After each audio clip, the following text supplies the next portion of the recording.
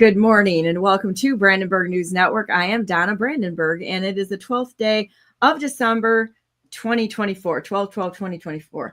And very, very glad that you decided to join us today. I hope you're having a great day. The week has gone fast. There's lots going on. We can talk about drones. We can talk about Syria. We can talk about the collapse of Germany and as well as France. The German and the French government have both collapsed. But we're going to go to Michigan elections this morning and the corruption in Michigan. And I want to start out at 9 o'clock this morning with Sheila Calhoun. And I did spell her name wrong in the promotion, so I'll have to go back and correct that. But at any rate, real news for real people by real people at the kitchen table. And so we're going to get right into this. Good morning. How are you? Good. How are you doing? I'm doing great. It's always another day to get up and get back in the fight and fight for what we believe in and what's right. So that's what we do. Rob will be on in a few minutes. I think we're having a few technical difficulties there, so he'll be on in a minute when we get this. We'll get the microphone system figured out. So what are we going to talk about today? I know that Macomb has been consistently in the news because of the amount of trouble and strife that have gone on there and the corruption. When you look at the nonsense that's gone on and how we've gone right back to the same corruption it appears that we had before, I've got a lot of questions. And if we don't get these things figured out or put out there where people know what's going on in the greater area of knowledge, we're just going to repeat the same mistakes, in my opinion. I agree.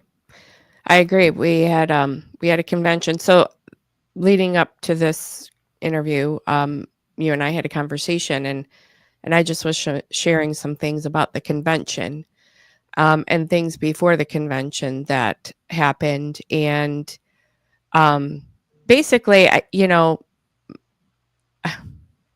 we need delegates that are educated. That's really the bottom line of what I want to kind of put out there today. But what I saw at the convention from both sides, like I said before, we shouldn't be always left with two choices at convention. We should have the ability to have good people running for a permanent chair at a convention, and people that are ethical and have moral standing and do the right thing. And for me, I felt Mark was the better of the two. But there has been, as I stated to you before, things that I've seen Mark do, even at that convention, that I'm like, okay, we're dealing with good cop, bad cop, really. Like, I mean, Mark's the good side of the thing and Stan is the bad side of the thing, right? Like, we're left with two things. So what I did see prior to convention, and this is the first time I'm going to be putting it out publicly, I've shared it with a few people, but I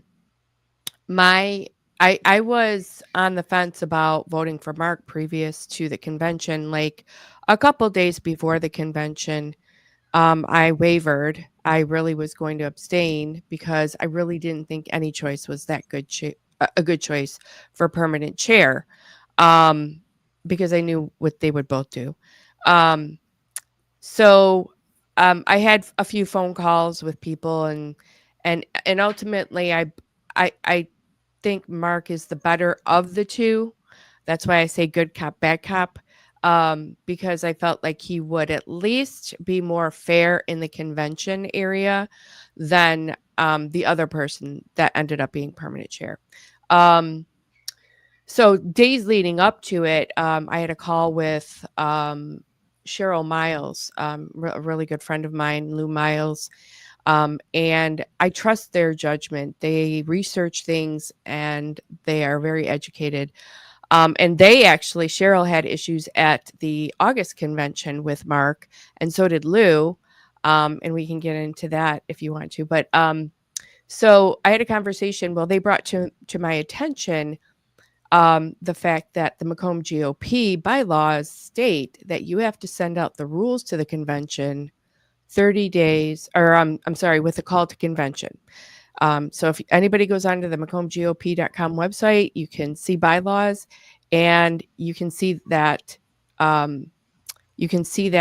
down in the meeting section.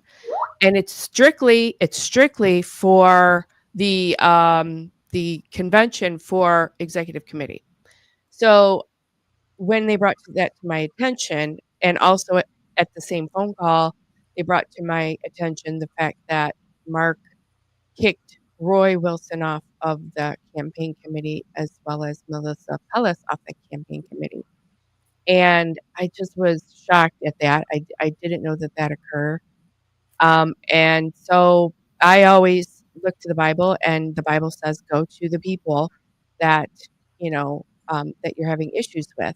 So I went to Mark and I asked Mark, I said, Mark, we need to send out the call to convention. I'm sorry, when we send out the call to convention, we were supposed to put the rules in there for the convention. I said, and I brought that to him. He goes, oh, okay. Yeah, I forgot. And I said, okay, well, I said, and that's not the only time he's ever said that, and it's just par for the course. But I said, well, why don't we send it out today? We're the day before convention. We can still get it in people's hands, so that way they at least have it. Even though they were supposed to have it 30 days, they at least have it the day before. And he's like, nah, no, I don't really want to do that. I just don't want to give them ammunition to have a convention. And at that moment, I'm like, okay, well, then how are you different than the people that you call up against, right? I mean, how are you any different than Stan, who you say does things wrong, right? Then who? Than Stan. Mm. So Stan Grote, okay? So who is, these are the two people that we're usually left with at permanent chair. And so then I also asked him at the same phone call, I said, did you kick Melissa and Roy off the campaign committee? And he admitted, yes, he did. And I was so saddened by that, because I truly believe in Mark. I think he has a fabulous heart. I think he's a great guy. I think he has exceptional knowledge of politics. But if you have bad fruit, you have bad fruit. If you're lying and deceiving, that's bad fruit. And how can people trust you if you have bad fruit? So, so after that, I just was very saddened by him saying that. And honestly, I should have abstained, but I felt like to make sure that the convention ran well, I felt like Mark would be the better option, and that's why I chose him. And honestly, I knew it was going to be super close. I knew there were people going over to Stan's side, and I thought I got to at least have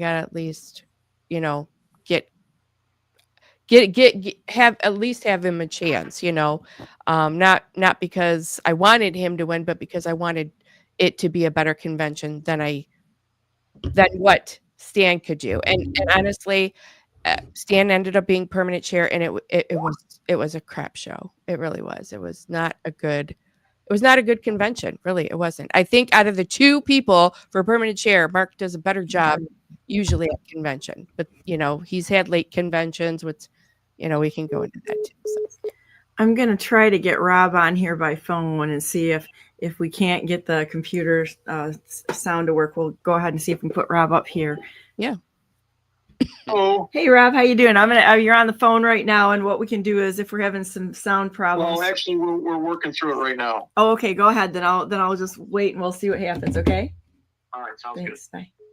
So perfect. Well, that's good. We'll see if we can get him on too. Yeah, there's always things that are non-ideal, let's put it that way. And I really do believe that we should never have a protected class of anyone, and that we need to question things. If they don't seem right, then even if it was for me, if somebody saw me do something that wasn't correct, I would expect them to question me on it, because sometimes you make a mistake and you don't think about it until after the fact. And that's why we go to each other and say, hey, hold the phone, respectfully, but hold the phone. I think you could do something differently, and it would probably be more ideal or something, or these are the rules. And I always appreciate that. So I think that that's an important part of our process here of being Americans, is we absolutely have to be able to talk freely. We need to be able to question people, and we need to have the rules followed and answers. That's the only thing that differentiates us from the cheating side. Exactly. And, nobody should be afraid to come out and say that. Like right now, I'm probably going to have people like call me, and, Mark will probably call me, and it's okay. The truth is the truth. Whether I share it or not is my choice. And if they want to continue to be friends with me, that's their choice. But ultimately, I got to stand at the gates of heaven and answer for the things that I've done. And so when I know things and I feel like things could have been different, I think Mark would have had more votes had he been honest and truthful and not kicked Melissa or Roy off, and done a lot more things on the up and up, Well, I don't know the people involved there. I do know Mark, and he's, like you said, he's an amazing person, and he's done one heck of a job to build the party in Macomb. He's the only one. Him and Lisa are the only ones that in the entire state that in the Republican Party that I've seen any leadership out of. When it comes to county parties. I mean, and that's just the truth. I just haven't seen much leadership. There's just too much bickering and fighting and nonsense that goes on. And when I can go into one of the meetings there and see 500 or 600 people in there, 300 consistently, 300 to 400 consistently is it's normal to see that many people in a Macomb meeting, especially around, elections. That's what you're going to see. You're going to see people that are engaged. They're excited about it. They're working together. They're doing rallies. I see none of that throughout the state. That was the only place that I saw really super organized. Now I may be missing it, and it may mean that, I'm just not aware of somebody else who is doing it, but their presence is well known there. So that's what I know, but I don't know the other people within the and or why, what the reasons were. But I'd invite Mark to come on too, and anybody else. And I think that's the strength of what we're doing here on Brandenburg News Network, is giving everyone a chance to speak and say their mind. Then people can make up their own minds, but the truth from different people's perspective has to be out there. So with that said, free speech platform, say whatever you want here, whether I agree or you agree or anybody agrees, you have the right to say what you want to say. Well, at the convention, Stan ended up being permanent chair, and his executive committee got selected. So they had their executive committee meeting last night to pick the chair. And again, what you just shared about Mark and what Macomb has done is exactly correct. Macomb is under Mark's leadership, did amazing things for the last 6 years. We have built the party up with grassroots people. And although he didn't do everything correct. Nobody does, though. Only Jesus, and he's not here. Correct. I he's think here, but you know what I mean? He's not running the meeting. Correct. I think that his heart was in it. And he wanted to do the right things most of the time. I think sometimes, maybe Satan got the best of him and did things, but ultimately there were a lot of people volunteering to do things at the office. They were doing rallies. I mean, we were making sure that all candidates were accounted for, were spoken for. In the bags that we made 20,000 bags at the office, 20,000 to distribute. And we even gave some to other, like Mike Rogers people and anybody really, the delegates that came to the office, we gave bags to. So I want to make sure that is really known, that Mark's group of people that he had under him worked their butts off. And we didn't have any money. The one thing I want to point out right now is that we didn't have any money from elected officials. The biggest thing that happened that I noticed, which opened my eyes to the elected officials, and just, you call it corruption. It could be the corruption. It could just be them not wanting to, because they don't want us to win. But as soon as Gus, at least this is what I got from source that I usually get information from is that Gus Gunham, I think is his name. He's now the county chair of the party. Well, then soon after that, I think Candace Miller was going to donate $10,000 to the county. Well, why would she donate $10,000 to the county now when she didn't donate it under the leadership of Mark Fortin? Also too is we had a Lincoln Day dinner with Laura Trump, and we didn't really have elected officials. One, we didn't really have any elected officials other than Barb Zinner and I think maybe one other elected official. Did we have any at the Laura Trump event? Like Lincoln Day dinner had no elected officials. Astounding. Macomb County elected officials, not an event where Laura Trump is there. Secondly, the only time there was donations talked about was Pete Lucido put in a donation for the brochure at the event, which was a $500 donation. And that was only so he could have his picture in there, not for any other reason, right? I mean, because let's be honest, he did it for advertising purposes. And then Lisa McLean bought some tape. We don't really know that. I mean, we can assume, but Right. But I mean, ultimately the perception, right? Like we all go on perception. Let's be honest.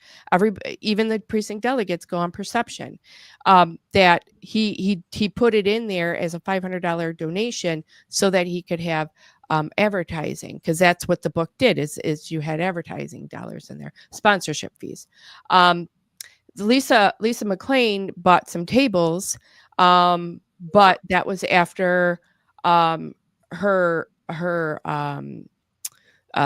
person that works for her said, well, what is she going to get out of the event? How is she going to be promoted out of this event? And then, and again, this is all information that Mark shared with me. So this is just hearsay that I'm hearing. And then, Jay DeBoyer happily donated a whole table. Ron Weiser, which I was so shocked about, donated a whole table. But we had no representation there from an elected official side. And so I go back to that and say, why? Why are the elected officials not contributing to Macomb County politics when when their person is not the leader? I don't get it. Maybe you can share that. Well, what I've seen in politics in general, and we're going to be going over the donations and how that's really coming out in the open on these donations, and what's happened with all the smurfing and the money laundering that's going on, and the pay to play nonsense that's going on in our political world is what's really, really disturbing to me. Because unless you're going to cough up money for someone, you are voted off the island, and it's fast. Because from what I can see, the majority of politics is not about the will of the people. It's about an entrenched industry that invites you to all these things, and they love you as long as you're giving them money for their events. And they have events, and this is across the board. They have events to have another event, to have another event, to have another event. And they vet people for those events. So when I see a lot of this stuff, and I've gone to a lot of events, I've gone to a lot of things. I was at that the Lincoln Day dinner with Laura Trump, and I got a chance to talk to her, which was really nice. But what I can say is that, and something that really disgusts me, is that I've been to Mar-a-Lago 3 times. I've asked for a meeting with President Trump. The answer I've gotten back every single time is that I'm going to have to pay $150,000. I think the lowest one was $75,000, as well as all of these entrance fees and such that go on with this sort of thing. My whole, I work for free for the political things. And so I there's nobody that can say anything to change my mind on things, because I'm not beholden to anybody. And I'm liable to tell them to shove it, shove it and sincerely shove it. If they say anything and I disagree with it, or they're going to try to impugn me on this, I tell them to shove it. Because as I see it, I'm the only one out there that hasn't taken money. Everybody else is on the pay. Pretty sure Bob Cushman hasn't taken money too, which is what I find to be very interesting. However, going back to these events, the normal average people cannot afford this. They cannot afford to talk with people. They cannot afford to go to these things. If they can't afford, the people that are struggling to put food on their table, whom we are supposed to be serving, they can't even afford to buy the dress or the shoes to go to these events. Well, that's what happened at the fundamentally wrong and backwards that, God has blessed me. I've worked my ass off my whole life. Nobody gave me anything, and I'm not a billionaire. I'm not even close. And it really is. For Jim Hoft and Gateway Pundit, they lost all credibility to me. And they've also been sued a lot of times because of their absolute slander and libel, which they did to me. And it's still there. And I don't know if I'll ever get away from this, but I've worked my ass off my whole life, and I can still outwork most people in their 20s. But what I see, and God has blessed me, because probably I just don't stop. I don't watch TV. I don't do anything except I work. That's what I do, is I work. Okay. What I see there, though, is the system is set against we the people. And I don't just mean the people in office. I mean the political parties. I mean all of these events. I mean all of it. It is so much of the in-club nonsense. It's bullshit. And, how many people can't even drive to get to these events to have that kind of influence because they can't afford the gas. And they can't afford the time. I've met so many people, they can't afford to take off their time to even go to these. I had a gal that came over who I consider a very good friend. Her name is Christina. I'm sure she's probably watching. And she came over this weekend with her husband, and they were talking about how the fact that she was at work at 5:00 in the morning, never got home, went to the Kent County meeting, which DeVos's and such were all there. And I've got a lot of questions on this just because of the flow of money and how they propped up Tudor Dixon, who's going to be their little dancing pony on a string for the next election, I'm sure.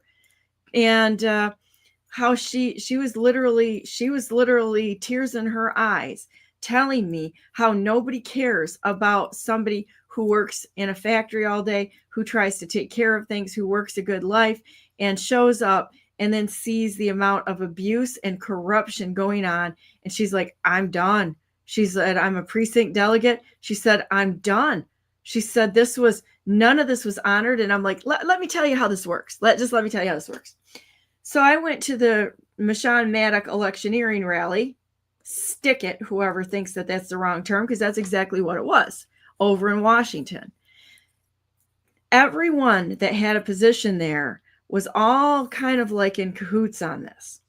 They only paraded out Perry Johnson because they were mining money off of Perry, and Craig because they got him to basically forced or coerced him into quitting as a chief of police, which is the job he wanted. He told me that personally.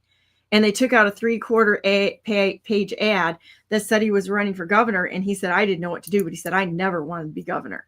He wanted to stay as chief of police. Well, they had to remove him. And the reason why they had to get him out of that position is because typically the chief of police takes orders from the mayor. He was brought in under emergency powers, so he did what he wanted. Because I always wondered why BLM didn't burn down Detroit. James Craig protected Detroit, and they had to get him out of there so they could create their nonsense, because they're all in bed together. All of them are.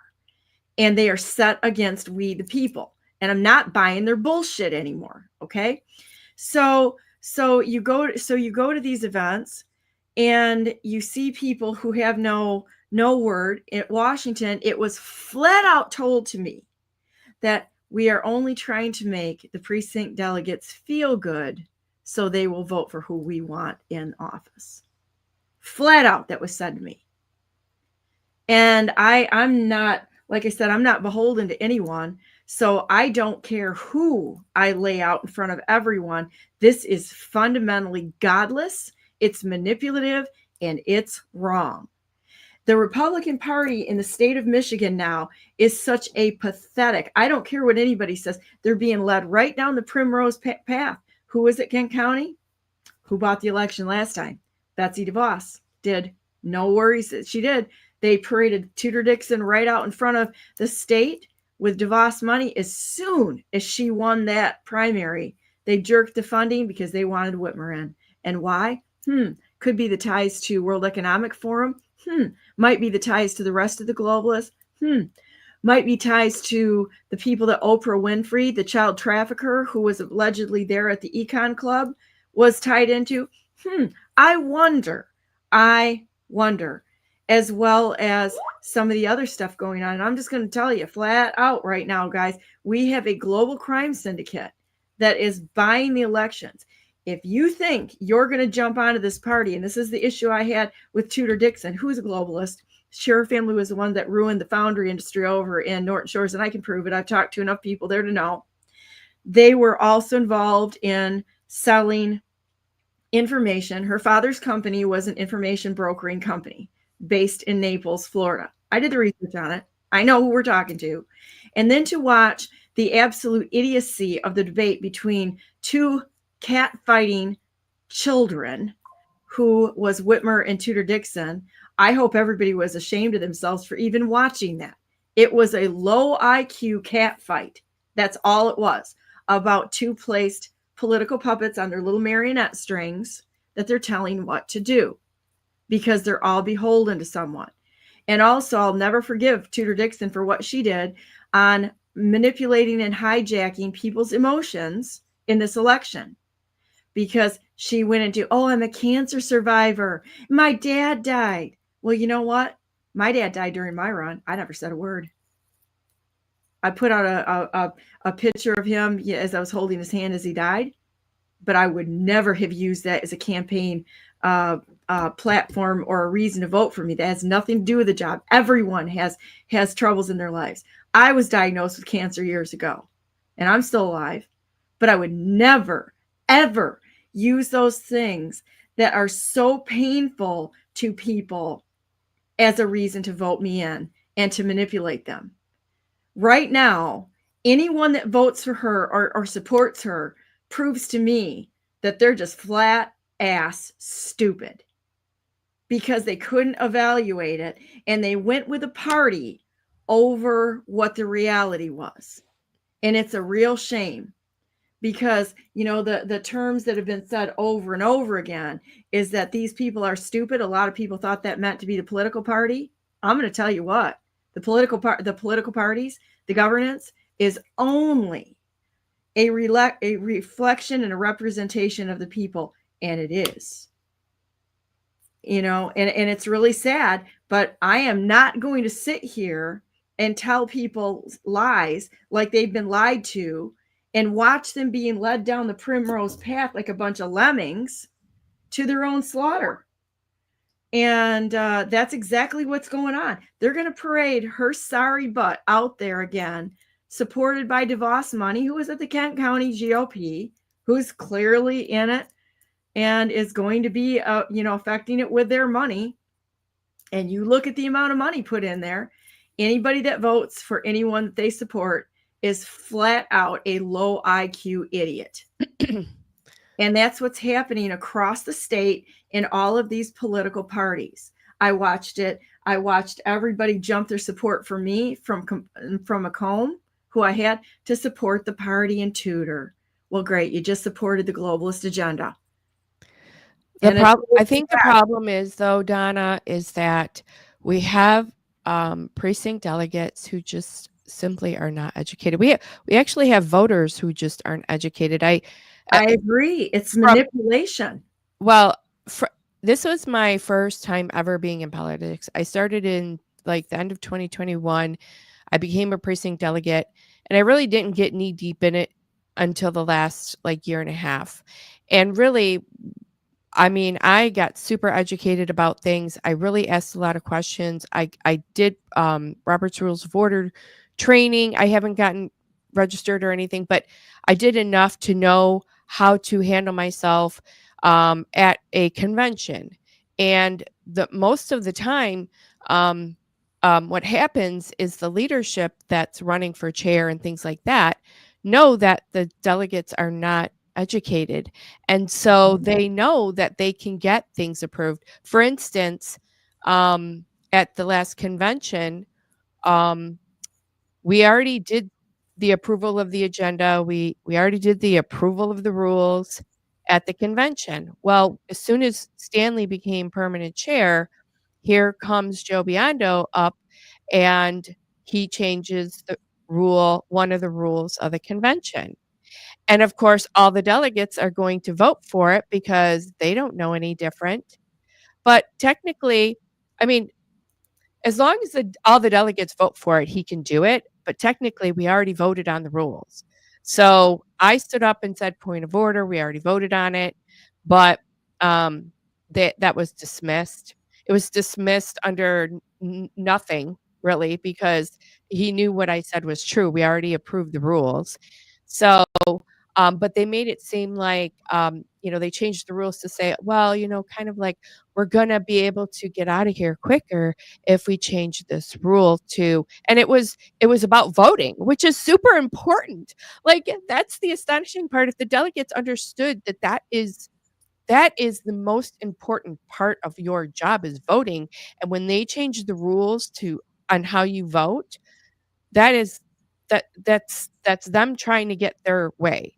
Because we went from a roll call vote at the beginning for permanent chair and how any vote would happen to then just a standing with your credential vote. And Donna, I think you're well aware that a standing credential vote isn't necessarily a great count either, right? Like the most true count is when you do a standing roll call vote and people announce yes or no or whoever they're voting for chair. Like that's a true vote.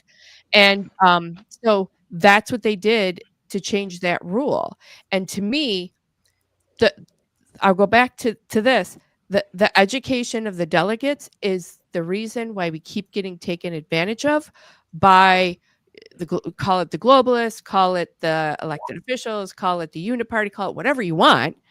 But if you are not an educated citizen of the United States, both from the Constitution, from the Bill of Rights, how our government works, being a precinct delegate, Robert's Rules of Order, then you might as well just stay home and not do anything because you're not, they're taking advantage of you. They're taking advantage of your lack of knowledge. That's really what's happening.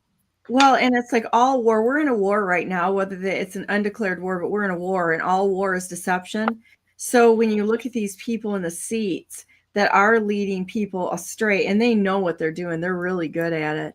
That, especially when there's a group of people that don't want to be ostracized or kicked out of the club for some reason, or get consternation or disapproval from the people that they spend a lot of time with, you have a very dangerous situation because every single person can be manipulated within that confine. And that's kind of too bad, because that's what we saw. And I think we're getting better. I mean, Kent County, most of the party stood up and did the right thing in Kent County with a convention.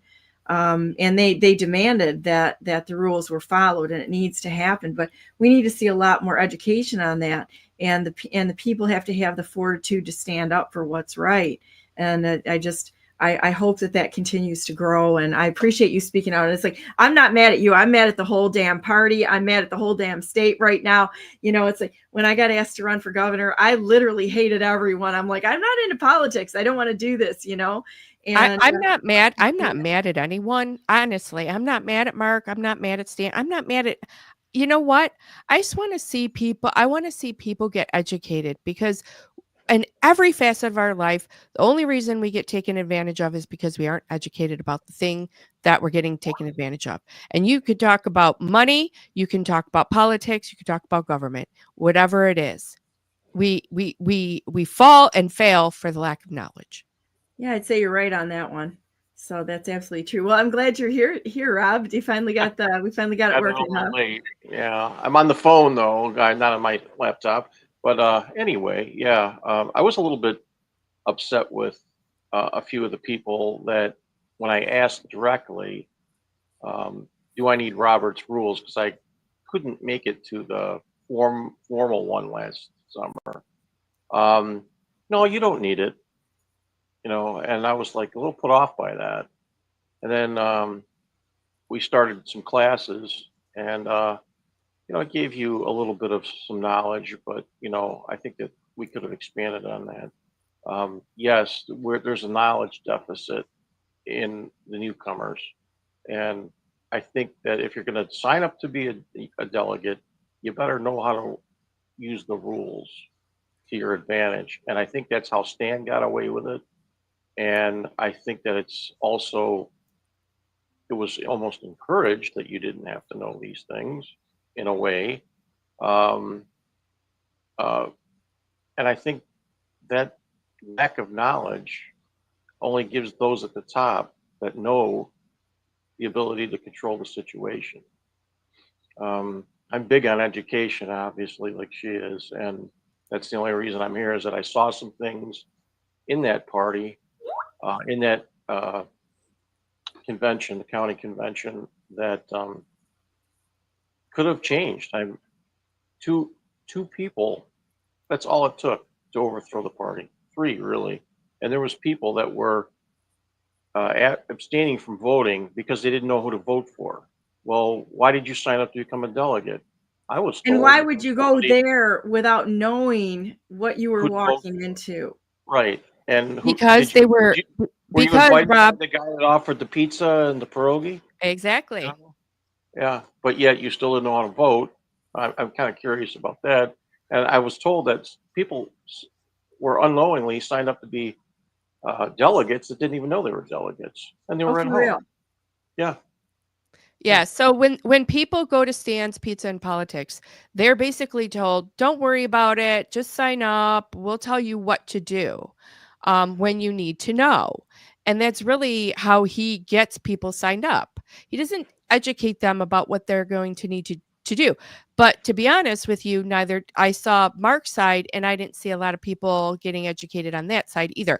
I saw a lot more people getting talked to and spoken to, but they weren't wooed by pizza and celebrities and things like that. They were more like, hey, do you want to be a precinct delegate? We want to try and save our state, our county. Do you want to do this? What we need to do is, hey, this is your A, B, C, D, E for being a precinct delegate. It's going to take work. Is this something that you would want to do? But we don't do that. And Rob's right. We have to start doing that in order to get back the grassroots. And I can share with you a way to get back the grassroots for the 10th district at the next convention. But go ahead, Rob. Sorry. No. I like you said, there's education. There's a grassroots, if you will, coming out of the Mark Party, the Fortin Party. Not enough education. But the other side, with the the globalist side, because they are connected, I'm without a doubt certain of that. I had a train of thought that I was before what I was going to go with this, but well, and it'll come to you, I'm sure. So sure. I think that what's helpful is, like, for me, I represent the average person that's out there who is totally disenfranchised with the political system. And I was for a long time. I only got involved because I thought, Trump's at least path of what he was speaking about, and the lawfare that was being thrown at him would open up a path to, okay, let's change our government system as a whole, and I would agree with that. President Trump was the reason why I even gave a second look at politics. And right. He is the greatest president that's ever been in the United States of America, in my opinion. But now we've got the problem with local politics, which he can't do it without state leadership, without leaders in the community that are absolutely stepping up and going after this like a freaking pit bull in the state. That's the problem, is that we have the goons from the Atlantic Council and the globalists that are funding a pseudo grassroots level. I mean, Stan was with the Tea Party movement. which was a grassroots level, which was basically turned into controlled opposition. I didn't know he was part of that.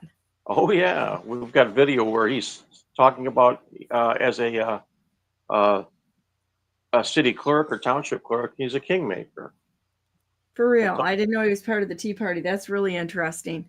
Yeah, this is going back to 2012. So, yeah, John has that video, by the way. So wow, that's interesting. Yep.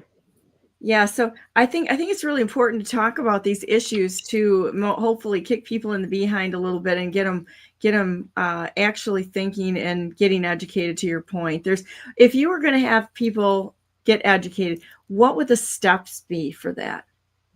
That's your question.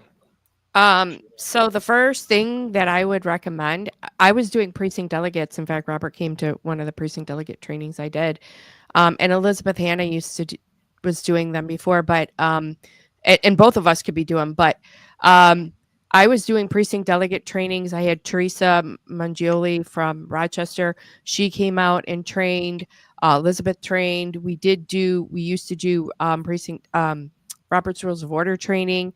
I think that we have got to be doing that at least a couple times a month. I can keep doing them, but I need help. Like, that's why I didn't continue as much, because I do have a son. I have to make sure that he's taken care of first. I do have a business. I have to make sure that's good. And I have a husband, and I have to make sure that, everything's still good in my life before I put politics, before I start doing politics. So we just need more people to step up, get educated, and then start training as well. Because if we can get enough precinct delegates trained, I mean, if nobody realizes this, the precinct delegates are the most important part of the political party. We're the ones that elect all of these things. And so if we aren't educated, then everything else gets ran from the top down. Right. And that's the way the globalists do it. Exactly. They give the money. You're just there as a number. That's all you are. You're a mushroom. We'll feed you the shit. And that's the way they want it. Well, that's the thing. People have to stop looking at money. Mm-hmm. And I know it's hard, but, I hit rock bottom, and I knew what it was like to live in a car. And I was like, you know what? Nobody's going to buy me. Nobody's going to be able to give me money to do something evil, because I know what it's like to not have money. And I would go back there just to make sure that I held my integrity intact. But anyways, we have to be educating. I was going to run for 10th district. I'm not now. It's a personal reason, but I still want to make sure that our 10th district precinct delegates are educated to the hilt, because I want them to walk into a county convention, and I want them to know everything they need to know about people that could be running for permanent chair. I want them to know about the rules of the convention, and what happens if this happens. Like for instance, at that particular convention, after the permanent chair vote, and this was so important, after the permanent chair vote, people were leaving. Well, guess what? We still have other votes that need to happen. And if you leave, or if one side leaves more than the other side, then guess what? Somebody could take it over. So for instance, if we had more Stance people leave, we could have rejected his whole slate for the executive committee. But people, educated delegates, did not know this. Or I should say delegates that were not educated did not know this, because they're not educated. And had we had a bunch of people that stayed and said, we're going to fight until the end, which, precinct delegates that sign up and get mad because a convention goes late or there's fighting, just buck up, buttercup, like grow up. You are in politics now. And that is my point. That is my point exactly with what you have to get right there. You have to get strong. And I ran into a young man who I met at the Lara Trump dinner and talked him into signing up as a delegate in Warren, because he said, I'm sick of the way the schools are running, things like that. So he didn't take ownership of the fact that he wasn't coming to the meetings in the county. And he said he didn't know, he voted for Stan because he didn't know who to vote for. And I said, well, if you would have done that to the, to the office, we could have helped you out with educating you at least to, who has the greater stance about education. Well, you feel my pain here too, because this is what we're all talking the same thing, is that people have got to start taking things seriously because of the lack of commitment and taking the whole self-governance seriously. This is where we're really running into problem. And I'm so sorry that you guys got abandoned in that regard, because that doesn't feel good. And it doesn't feel good when you're doing so much work like you are, Sheila, and that you're just not getting the help. It's okay. Everything's a process. It'll happen. But I think if we can just keep talking about this, then hopefully some changes will happen. My fear is that I've seen it even out in the world. Everybody just gets glorified by a shiny object, right? Like everybody likes the shiny object. Stan is good at that. He offers that shiny object for everyone. Oh, we're going to make it easy for you. That easy button isn't the way to go ever. The hard way is the way you grow. And in order to do that, you can't have it easy. You can't have someone tell you what to do. If somebody tells you what to do, then they're telling you what to do. You're not thinking for yourself. So you're not actually a precinct delegate. You're a robot. So being led, your puppet at that point. Right. So right. That was the other reason why I picked Mark, because Mark does that type of leadership. I feel like I don't feel like he's a good leader in the sense that he tells and directs people what to do. I think he fears that he'd be a dictator if he did that. But I think he needs to have more leadership ability to do that. But he allows people to do certain things. You know what I mean? Like with the training and getting us educated and things like that. But Stan doesn't. He just like, you'll learn when I tell you you need to learn, basically. And that's not good. That's not good for precinct delegates. We'll keep you happy. I went to one of those meetings to, kind of see who from our office would show up, and I was a little disappointed, but not terribly. And his wife, who is on the county commission board, she was there, and she said, or he said, whoever lives in Shelby Township, go ahead and raise your hand. We have a gift for you. So I did, and she was handing out these Sylvia Grott custom-made playing cards. And I look at it, and I'm like, was this a way of saying you stacked the deck? So yeah, there's a lot of dirty politics here in the township and in Macomb in general, and I feel bad for my friend Terry Mikowski. I think yes, I think he won. I think he won the vote and I'm going to just stand on that, because the thing that really got me in this last election, and nobody wants to say anything, but here's Donna Brandenburg, I'm going to say whatever I need to say to right this nation, is that why did they allow President Trump to win? And that's my question. If we went in and we actually did an audit and counted it, he won by an overwhelming landslide. So the totals, there's no two ways about it, but we we don't know unless we can actually see and get the, and I mean, see, not just recount the votes, because that's not gonna work, because they're cheating in the absentee votes. They're cheating all over, not one place. It's cheating in multiple places, right? But where you can really see it is how badly they cheated in the down ballot races. And I gotta say, Mike Rogers conceded way too early to Slotkin. And so I've got a problem with that. I saw Ryan Kelly do the same thing when in one of the counties that he was in the 22 election, he had more donors than he had votes. That is statistically impossible. And then Tudor Dixon, the number one failure of candidates in the state of Michigan, who they gave a pass on with her fraudulent signatures or her error-ridden signatures, they gave her a pass. They came after 5 of us, but they gave her a pass. How does that work? And then she also decided to concede before the votes were counted. Now, I don't know about you, but when we're here talking about people growing up and fighting, when we're talking about the precinct delegates fighting, politics is tough. Don't get in it unless you're going to get in there to do it the right way, not to win at all costs, but to win because we've kept the law. And that takes some work and knowledge, right?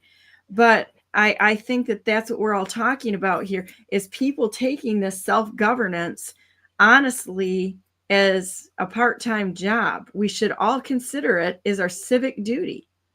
Right.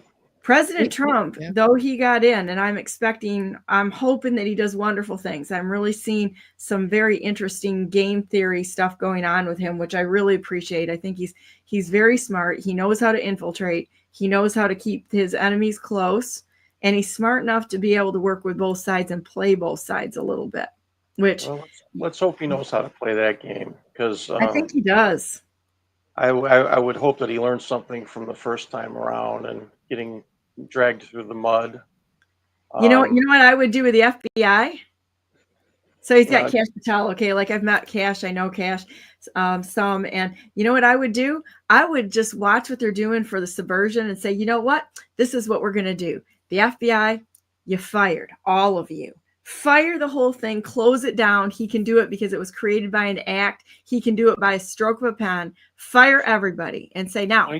He says he likes the rank and file. He just has a problem with those at the top, and I think that's with any business. Right, but think about this in the corruption. You do that and then tell everybody, you know what, start whistleblowing and squealing on everybody around you, and we're gonna find out who's telling the truth and who's not, and hire them back based on that. Then let Cash look at the record and prosecute the record. That way they could go through and they could actually remove. It's not trying to gimp along a polluted swamp. You're cleaning the swamp, and then you're prosecuting the swamp, and you're getting rid of the bad actors in the swamp. Well, didn't Ray just resign? Or he's going to resign shortly? Yesterday. Yeah. Yes. And there was a bunch of people that were crying out they were going to resign too. Good. Because it'll be easier. You know what it is? It's the Trump factor. It's like boohoo. They're scared to death of him. I don't know if you saw it, but a good portion of the government in Germany resigned and walked out the day after the election. And it was because they're scared to death of his tariffs. I love that, because he's the only person I've ever seen that actually knows how to use tariffs correctly. Yeah. So they know what he's going to do. We have government without taxation of its citizens all the way up till 1913. Based on tariffs, and they did a fine job. So this is going to help us, if anything. Agreed. So, but I think that Germany, France, you see what happened with Germany, France, and then Syria.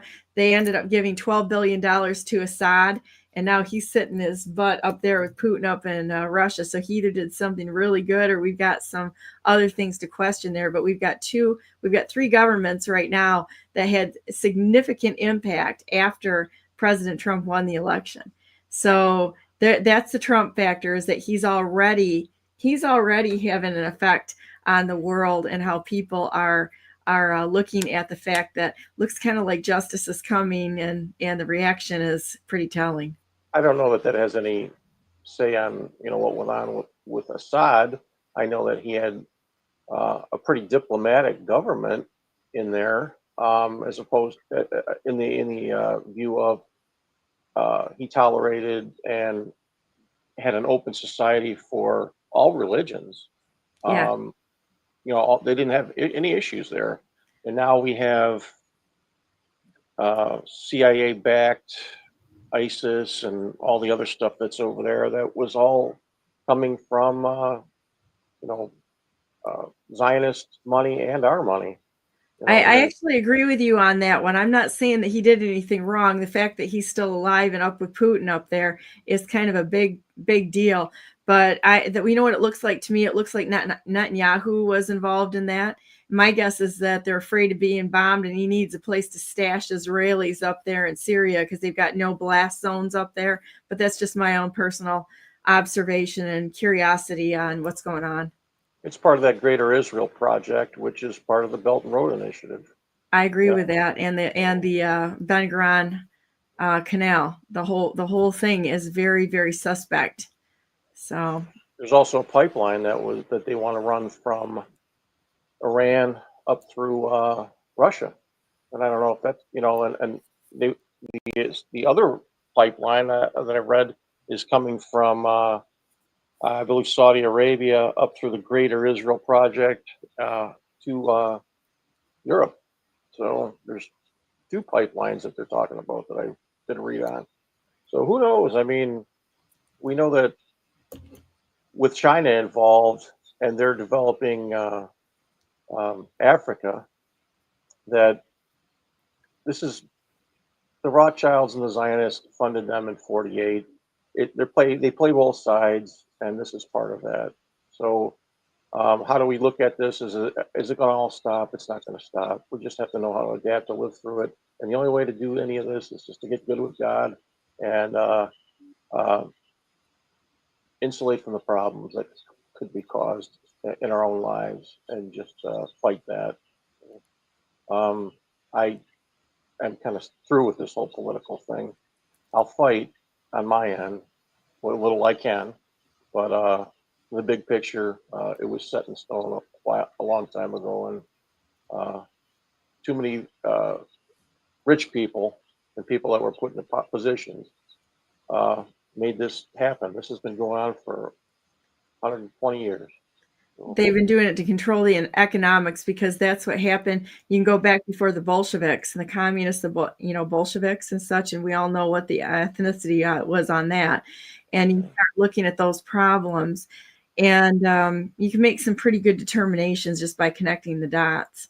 Oh, yeah. But I think, to my point, is that people are going to have to start voting their conscience and voting for the person that can get the job done, instead of what the cult tells them to vote for.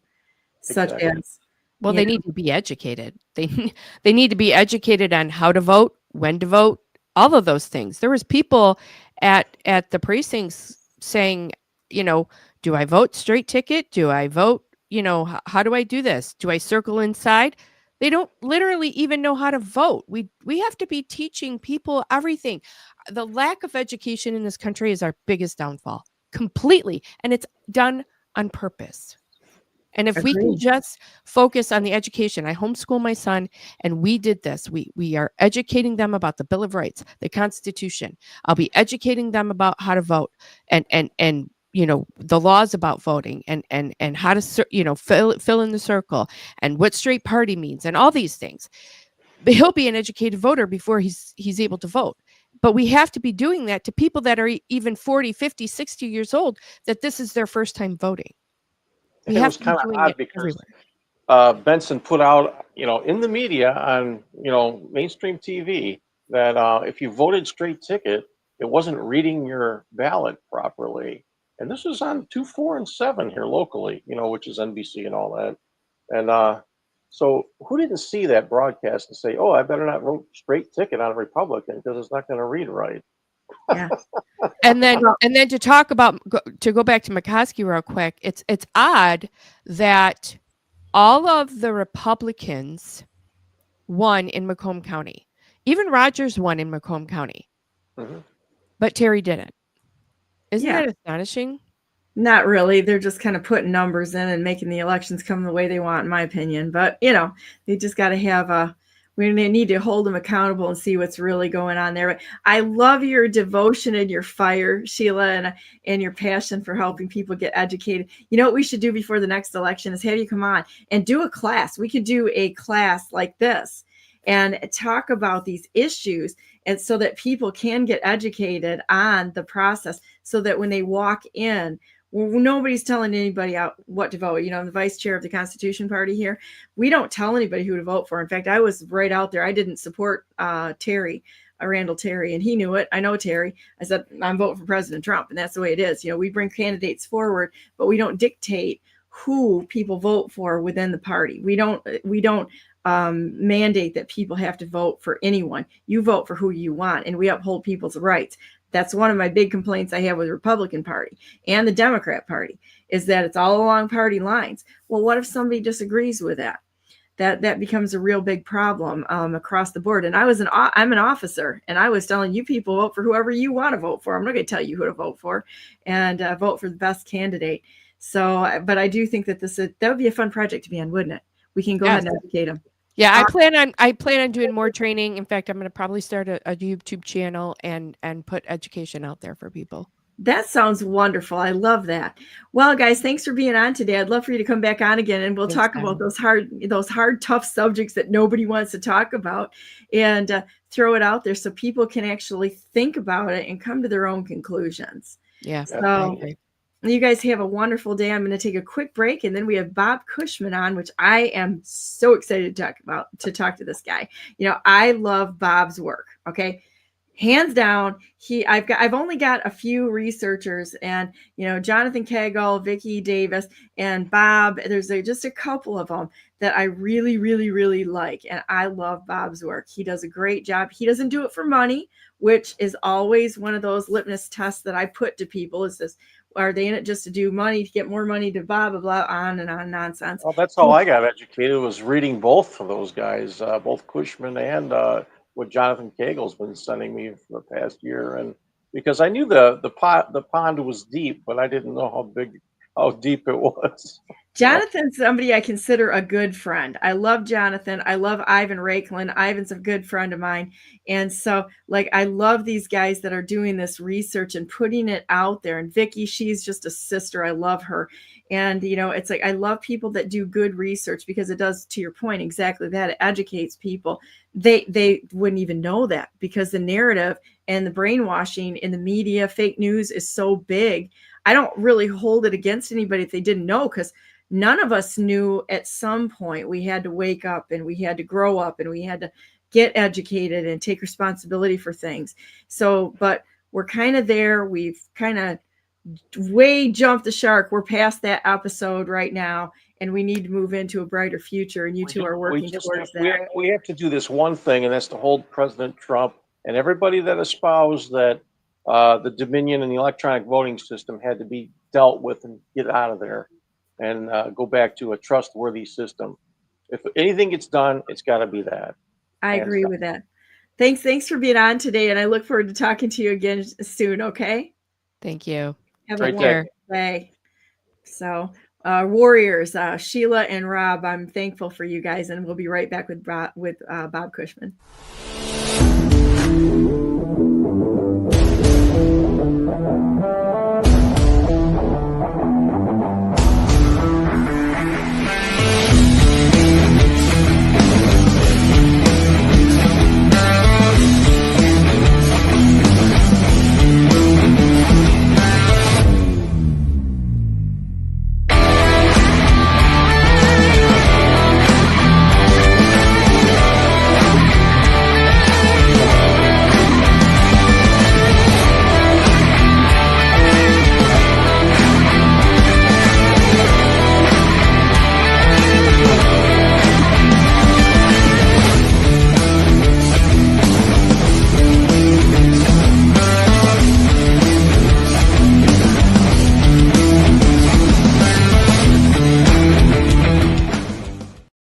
Good morning, and welcome to the second hour of Brandenburg News Network. I am Donna Brandenburg, and it's the 12th day of December 2024. Welcome to our show today, and I'm pleased, proud, and very excited to bring Bob Cushman on, and we're talking about exploring the methodology of massive, and I mean massive, money laundering that has enabled both legal and illegal corruption in the state of Michigan. So just giving you a little history here.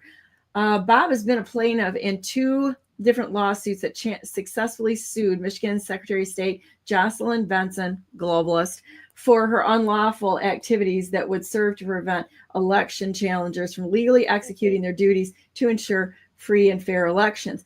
Bob has been doing an amazing amount of research, and I am not kidding you. If you jump into his site, which is michigancorruption.com, you're going to get a real education there, because he not only has got a variety of topics, he's got many chapters and many pages, but there's so much information in there. You could spend full time looking at this and going through his information, and you still would just scratch the surface. But anyhow, morning, Bob. How are you?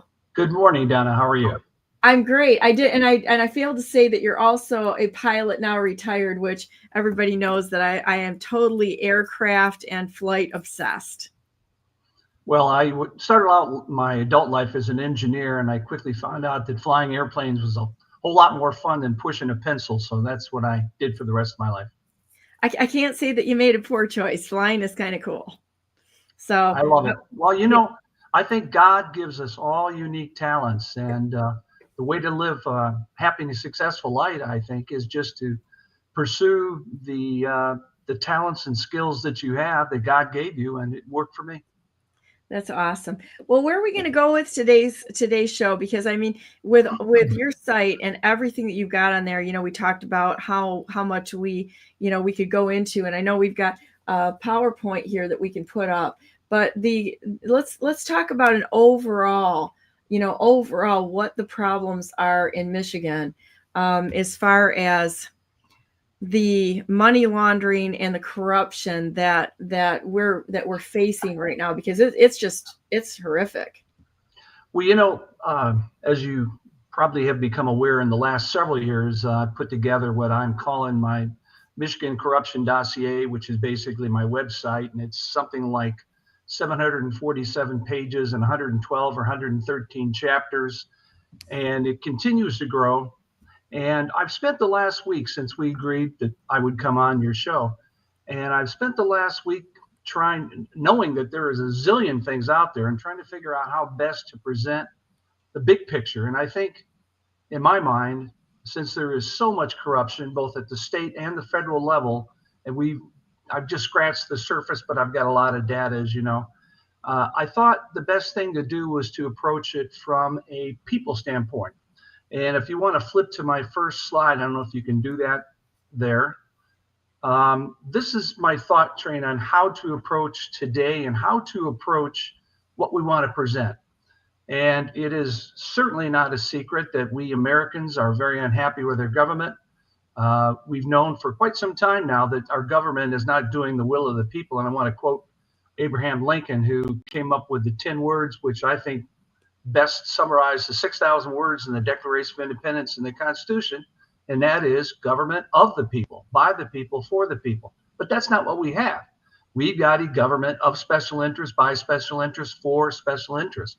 And that's a problem. And people are becoming more and more dissatisfied with that situation.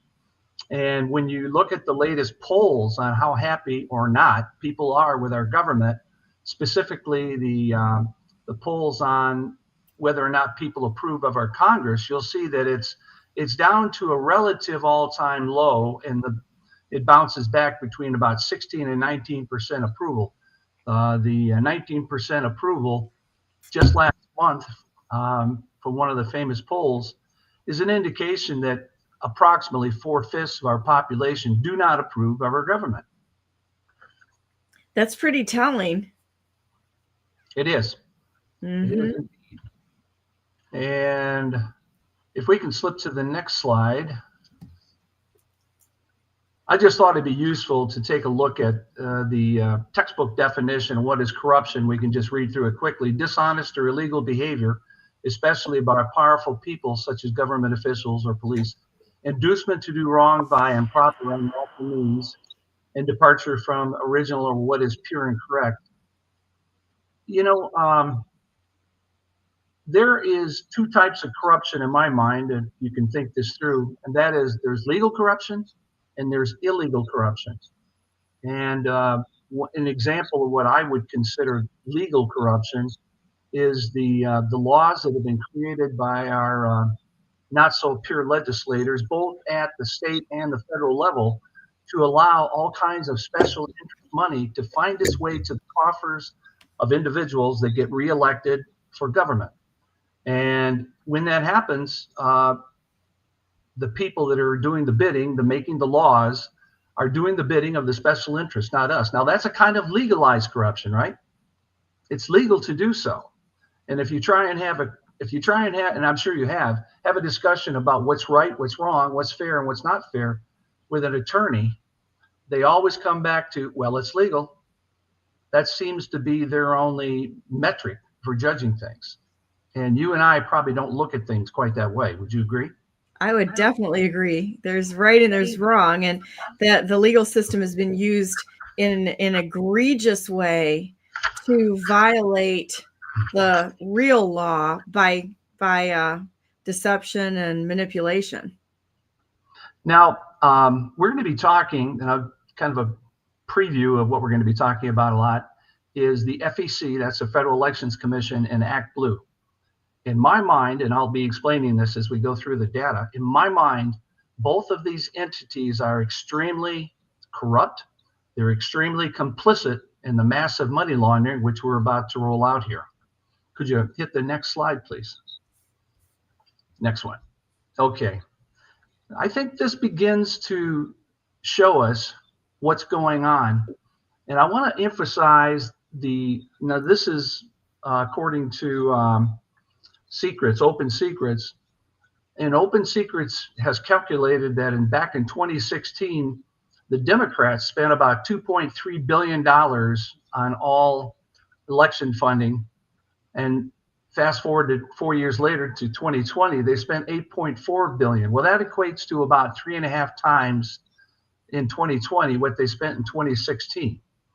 Now, if you look at the definition of Act Blue, you'll see that they went out and they're trying to gather grassroots small contributions. Well, I ask you the question very loudly and sincerely, how is it that all of a sudden the amount of money that was available multiplied by 3.5 from 2.3 billion to 8.4 billion for the Democrat side of the fence?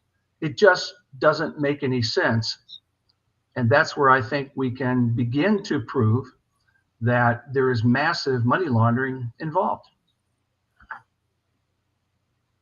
Next sure slide. Looks that way. Now, Act Blue was instituted 20 years ago. That kind of surprised me when I looked it up. Now, unfortunately, I have to say, in all fairness, the Republicans have started duplicating what Act Blue does with their use of WinRed. But it's just so far, it's just a fraction of the massive money laundering that we see with Act Blue. And WinRed has only been in existence 5 years as opposed to 20 years for Act Blue. But it's only been in the last 2 or 3 years that people have really woken up to what's going on with Act Blue. And we'll be talking about that in some of the later slides. I want to emphasize the phrase hidden in plain sight, because I have to give the people that created Act Blue, they were genius. They hid the money laundering in plain sight, and we'll show you some fantastic examples in some of the later slides of how they did it. But basically what they're doing, we call the people that are money mules, we call them Smurfs. It's just a term, I guess they took that from the drug world. But these Smurfs, and I think I can say this with almost 100% certainty, none of the people involved in this know what's going on. They had their identity stolen. And the people, and that's why the FEC is so complicit with Act Blue in this, is let's say that in the case of a Malaysian businessman, his name is Joe Low from Malaysia, this guy stole $4.5 billion from the country of Malaysia. And later on, we'll see where there's a lawsuit where DiCaprio, that movie star, what's his first name? Leo DiCaprio, testified in court that he was told by this Joe Low that he was going to give 20 or 30 million, or have given 20 or 30 million dollars to Obama. So here's the challenge that happens when you have this massive money laundering, is how do you filter this money into the system to avoid detection? Allegedly, that is one of the jobs of the FEC, is to detect when there's money laundering going on. What they have done is they've stolen the identity of hundreds of thousands, perhaps millions of people, and they've made it look like they made small contributions. And oftentimes it's small. The average contribution might be $10, $20, $30. But when you multiply it by 500,000 or a couple million, you can see these numbers rise to large levels. I think we can go to the next slide. Okay, there's our Smurfs. Well, I've already vocalized most of the content of this slide. Well, you know, going back to WinRed and several other, there was another one, but the people that were behind it, they hit my personal credit card for donations between $500 to $2,000 on campaigns I'd never even heard of. So my concern is that there's so much of this money laundering and intentional fraud or taking money that can't be accounted for, that they didn't take into account that they might be hitting a personal credit card. So my question is not only the Smurfs, but how many other campaigns, either Act Blue or WinRed, how many people have actually had fraudulent money taken out of, and they basically steal your identity from that also. It's a different issue a little bit, but it's still corruption. I think that's a very valid point, and it's not one that I have researched. And until you told me about it, I wasn't aware of it, but I can see how that could be one of the avenues, perhaps not the main avenue, but one of the avenues in which the bad guys have stolen identities, but in this case, stolen monies. Now, everything I'm talking about is a situation where the alleged money that an individual gave never happened. In other words, it's all pretend that this person gave money, but there's this massive fund from elsewhere. And unfortunately, many times we're starting to see that it's from foreign sources, which is a whole other level of corruption and bad, right? Yeah, they just stamp their name on it. People's names randomly. Now, this is something I want to touch on, because go back 5 years, and I was doing some random investigations, and I was looking at tremendous amounts of money coming into the coffers for Elissa Lockton, Haley Stevens, and Rashida Tlaib. And so I taught myself how to download the data, in this case from the FEC, because if it's a federal office, which Congress is, you have to go to fec.gov to find the information. If it's a state office, then you go to mi.gov. But anyhow, that being the case, I could not believe that these massive amounts of money, that 75%, almost in all three cases, 3/4 of all the money that was coming to these three Democrat congresswomen was coming from out of state. And it just made no sense to me. And admittedly, I didn't know what the big picture was back then, but I was concerned enough to write a letter, and I wrote the same letter basically to the DOJ, which was William Barr, the FBI, which was Christopher Wray, and the U.S. Attorney for Southeast Michigan, whose name is Matthew Schneider. He's no longer the U.S. Attorney, calling for an investigation of the potential fraud. I'm sad to report that I never got a substantive response from any of the three. And of course, that was very disappointing. But since then, I guess I could safe to say, we've all learned how corrupt Barr and Christopher Wray are. I'm not prepared to say that about Matthew Schneider, but who knows? So, but the good news is, and we'll see this a little bit, the good news is that this subject of the massive money laundering, as facilitated through Act Blue and the FEC, is becoming more and more of a boiling point. It's taken a number of years to come to the surface, but I think we're getting there. Next slide, please.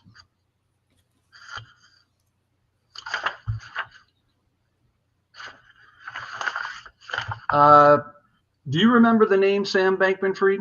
Oh, of course. He, I think it was, well, it looks like it was somewhere back in 2022 that he got convicted or indicted, and then he got convicted, and they found out that he had laundered what I believe I remember, and I'm speaking from memory, was something like $100 or $200 million into the political coffer system. And I don't know that we can say that it was offshore, although I would imagine a lot of this money may have been coming from foreign sources. But the fact is, once again, hundreds of millions of dollars went into this total, which is probably in the billions. And some of this came in the pipeline from Sam Bankman-Fried. And this just is another data point in my mind of the proof of what's going on. Now, before I go any farther, I should lay this groundwork. I recently had a conversation with a former congressman, Kerry Benevolio, I think you know him, and he told me that after he went to Congress, that he became aware of massive money laundering in this way. And specifically, I think he was thinking about the same money laundering we're talking about in the Act Blue FEC realm. And I would guess, I don't know, but I would guess that once somebody has been in Congress or the Senate for a year or two, at some point they've got to know about this massive money laundering because it's everywhere. Interestingly enough, and one of the things we may touch on later in one of these slides, is that there is a senator named Marco Rubio who probably almost 2 years ago put forth legislation to try and prevent this type of money laundering going forward, requiring the verification numbers that, you know, when you have a credit card and you call in and you want to buy something, you have to identify this 2 or 3 digit number to make sure that you really have the card and it's really you. And Act Blue, up until about 2 months ago, did not require anybody making a donation to verify that CVV number. And with a huge amount of public pressure and a lot of it coming from Congress, they just started doing it about 2 months ago. So the point I'm trying to make here is that there's and the one thing I forgot to mention is when I was doing my research on money flowing into Marco Rubio's, I started finding some Smurfs there. So funny enough, he's making legislation to try and prevent it, but he himself has Smurfs in the pile of money that comes in his coffers. Do you think that the candidates know about this, or is it one of those things that it's an attack from without, or what's your opinion on that? I would guess, and it's a guess, I would guess that most candidates, I'm sure there's exceptions, most candidates probably don't know that this exists. And most candidates are just unaware of it. But once they become a member of Congress or a member of the Senate, I think it just seems to me natural that sooner or later they have to say, where's all this money coming from? And somebody's going to, you know, spill the beans saying, well, you know, this is the way it works here. But I think that indicates a reluctance on the part of Congress to do anything about the problem, because most, probably all Democrats and most, I don't know, could be half, could be most Republicans are benefiting from this. So they're kind of dragging their feet. Now, keep in mind, I mentioned Marco Rubio in the Senate. There's Matt Gaetz in Congress. Almost 2 years ago, they both proposed legislation, and this proposed bill went to their what they call a committee. It never came out of committee, so nothing was ever done. And I'm trying to explain why I think nothing was ever done. Pretty sad, yeah, because I think they're all in it to protect the power structure. There may be a couple of them that aren't, but mostly I see it's all about the money and the power structure. So they kind of cover for each other. I think so. Mm-hmm. Let's take a look at the next slide if we could. Oh, I think I went too far. There we go. Oh, this is kind of a summary of the next few slides. I am an engineer and I'm a pilot. Kind of makes me a numbers guy, kind of makes me a bit of a geek, I suppose. And a cool guy because you're a pilot. Thank you. But I have poured over hundreds, if not thousands, of spreadsheets. And I'm somebody who likes to connect the dots. I'm somebody who I think I'm fairly good at pattern recognition. And when I was looking at patterns of donations to Governor Whitmer, I saw something which absolutely blew me out of the water. Back when I did this study, it was probably in 23. Oh, can you go back to the slide there? Oh, yeah, sure. Back when I did this study, it would have been in 23, but I was looking at data from basically all the donations that Gretchen Whitmer had received in her career. And it spanned a time span between 1999 and 2022. And something happened right around 2016, 2017. And it just blew my mind. And I'll read it right here. It says the annual donation dollars increased about 100 to 1. And the annual number of donors, now this is per year, the annual number of donors per year increased by a factor of 265 to 1. How is that humanly possible? And then I noticed something else. You could call it coincidental, but I think it's more than that. And that is that Gretchen Whitmer had her campaign pay a Democrat consultancy known as GMMB $27.4 million in that border time frame. So we have an absolutely incredible increase in the number of donations and the dollar of donations. And I went and started doing some research on GMMB, and I started seeing that they had taken in actually billions of dollars from the top Democrat candidates. And it was something, and I'm speaking from my memory, but it might have been around 900 million for Obama. And the last couple of Democrat candidates, actually 3, had received somewhere in the vicinity of $2 or $3 billion in donations. Well, in donations, let me rephrase that. All of these entities had paid GMMB massive amounts of money, but they had received many times more. It was almost as if, and I'll go out and say it, that there's a system that is involved in this massive money laundering where people will pay a number, in this case, $27.4 million, and receive many times that back from donors miraculously. Does that make sense? It does, but it doesn't. You know what I mean? It's like, how in the world did they come up with this? I'm just reporting the data. Right. And of course, I'm drawing my own conclusions, but what other kind of conclusions could you draw if the donations of $27.4 million to help run your campaign? Now, in all fairness, one of the things that GMMB will do is pay hundreds of thousands, maybe millions of dollars for TV advertising, that kind of thing. But I think with all the spreadsheets I've looked at, I think that is one of the ways that money laundering is hidden from the public. They show large amounts of money going out to an entity. In this case, we're talking about GMMB. I saw a similar LLC in Michigan that received several $1 million, and this LLC that helped getting people reelected in the state of Michigan only was in existence 7 or 8 months. How questionable is that? And the problem is, if the money goes to an outfit like GMMB or an LLC in the state of Michigan, we do not have the ability to search those records.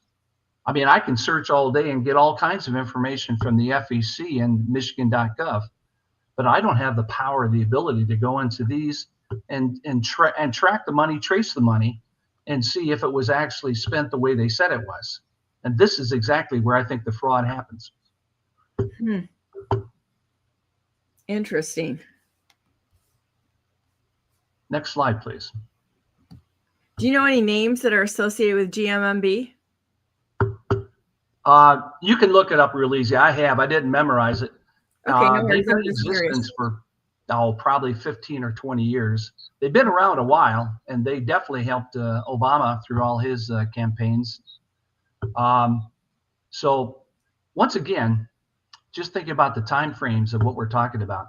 GMMB has probably been around 15 to 20 years. Act Blue has been around 20 years. And the FEC has been around forever.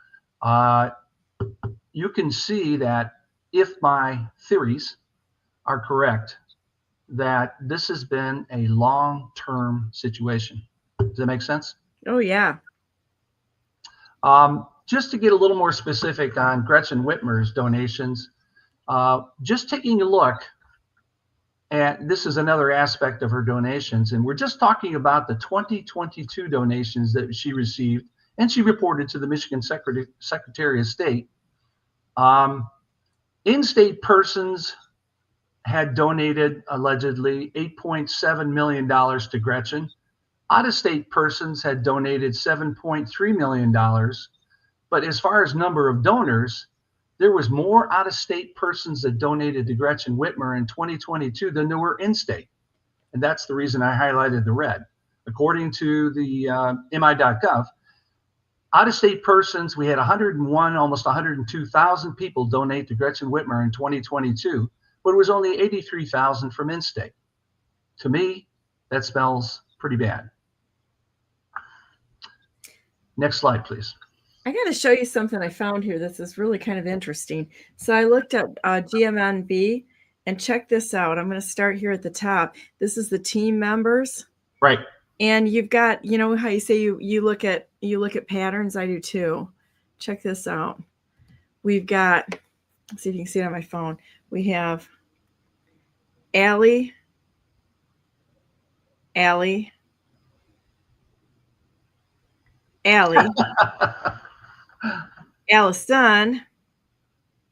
Allie, and Allie. Isn't that odd? That would be good fodder for a conspiracy theorist. Yeah, I don't know what it means. So it's like I went down here. Oh, and I missed Allison and Alyssa. We've got. Yeah, it's just that's kind of an odd thing to just pull right up and have it smack you in the face. You know. It is. That's odd. How many Alleys? This is the Alley organization, clearly. But the four letters, GMMB, you will find four people whose last names begin with those letters. And those are the people that started, and for all I know, are still with GMMB. So it's been a long-term thing. This, once again, is the raw data that I'm referring to. But if you look at the donations between 1995 and, say, 2014, you can see that it's a relatively small number of donors, mostly between, 100 and 500. But then you start looking at 2017 or 2018 through 2022, and you see an ever-increasing flow of the number of donors starting around 16,000 and winding up in 2022 is 185,000 donors. Now, these are all per year. Keep that in mind. That's insane. It is. It is. So when I work out the numbers, here it is down below. The average number of donors between 99 and 2016 was 265 per year, and that jumps to 70,407 donors, which directly ties in. This is what I'm saying is happening. Directly ties in with ActBlue and the FEC phoning up donor information so that they can launder millions, and actually we now believe was billions. And I should go back. I need to give credit to a guy named Peter Berninger. He's from Wisconsin. I love Peter. You know Peter? Yeah, I know. He's been on my show.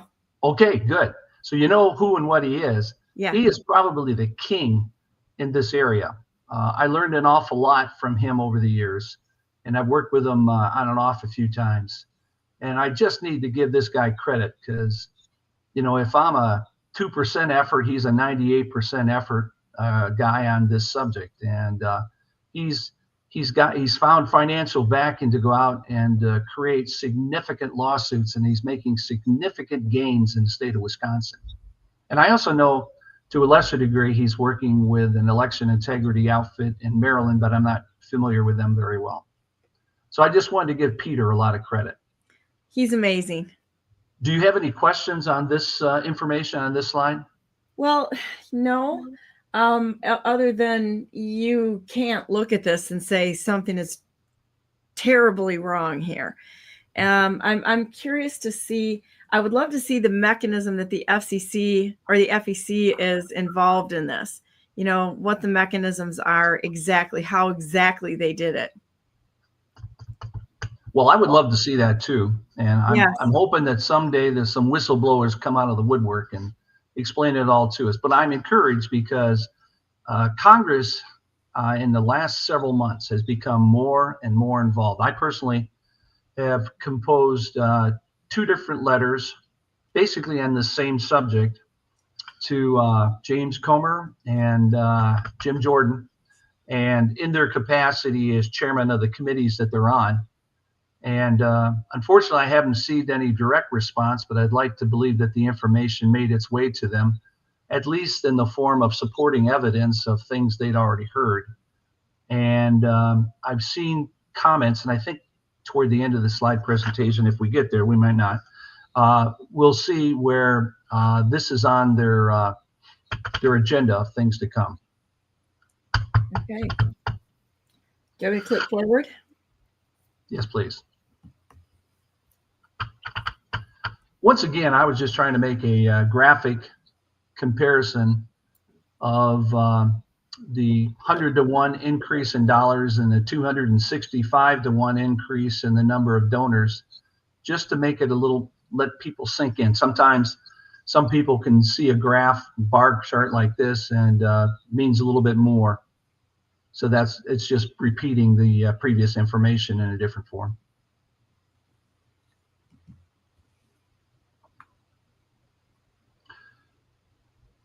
We can skip over this. We pretty much covered this.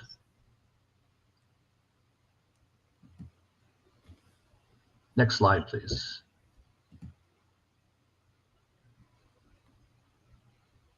Oh, we can skip this one. I was just bragging about being able to talk to the Gateway pundit and Patty McMurray. Yeah, they've reported on it, and they were impressed with the research that I had done at that point. And people are becoming more and more aware of the massive money laundering. The question is, what's going to tip the scales and get us to where we have some definitive action taking place? In my opinion, if and when justice occurs, we're going to see people from Act Blue and people from the FEC go to prison. This is very, very serious stuff. And it's contributed to America's decline in faith in their entire government.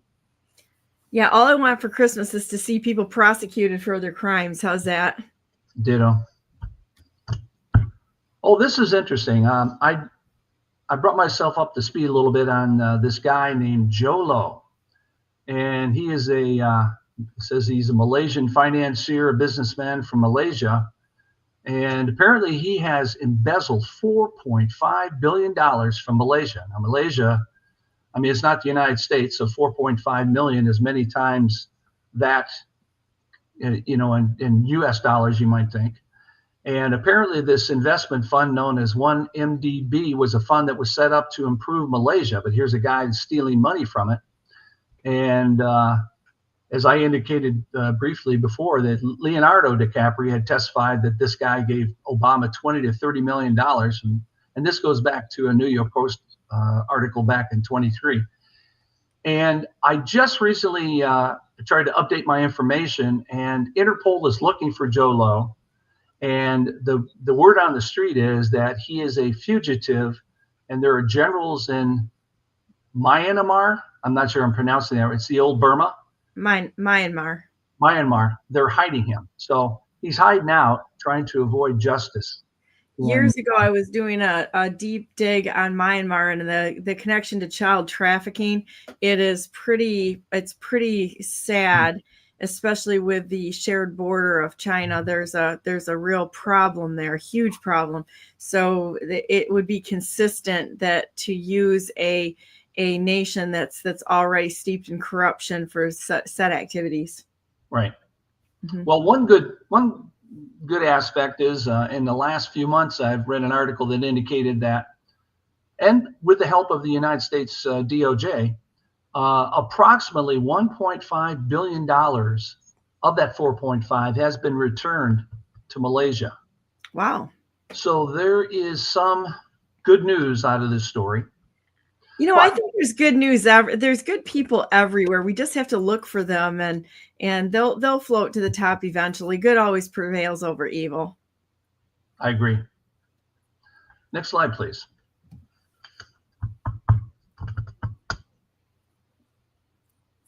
I've already covered this subject, at least in part, okay. That both Rubio in the Senate and Matt Gaetz in the Congress have put forth legislation.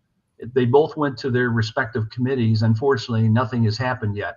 But the pressure is continuing, so we'll just have to wait and see, especially once we go into a more Republican-friendly environment after January 20th and see if we start to get some traction out of this. And this is another example of what's taken place in the recent past, where this Great America PAC sues the FEC in court. And they identified Bloomberg laundering $18 million to the DNC. And according to the lawsuit, that is 500 times the legal limit of that, the allowed giving of a party. Wow. Next slide. And this is just another example of the subject coming to light. Apparently, Mark Levin had reported on the money mules, we call them Smurfs, that had popped up back then and been identified, giving to Obama/Biden. Next slide, please. I won't take your time to go through this, but as a investigative reporter, I have, and I'm not sure the link is good anymore, I had made an investigation of a lady whose name was Jessica Gordeau, I think it was. She's from Garden City, Michigan. And I went and knocked on her door, and I made myself press credentials and everything because I am my own independent press source. And what I found out was her dad came to the door, and then her mother, later on her mother did. And what I found out was this Jessica was actually a lady in her early 30s who had been terribly damaged in a car accident like 10 years prior. She had not worked in 10 years, and she hadn't made a dime. And I'm talking about a neighborhood which what you and I might call a lower middle class neighborhood, was not well to do at all. So she's living at home with her parents, and according to the FEC, she had given something like, I'm going to jump and paraphrase the numbers, and I don't remember the numbers exactly, but it was something like $20,000 over 2,000 separate donations. And when I asked her parents about this, they said it would have been totally impossible because she was broke. She was living at home with her parents. She had, what do they call it, TBI, traumatic brain injury. And this was just another case. This is the kind of reporting that, James O'Keefe, he has done a lot of this reporting out there where they knock on doors of Smurfs and they find out that there's no way it actually happened. So that's one of the many ways that we were able to make the assertions that we're making. Next slide, please.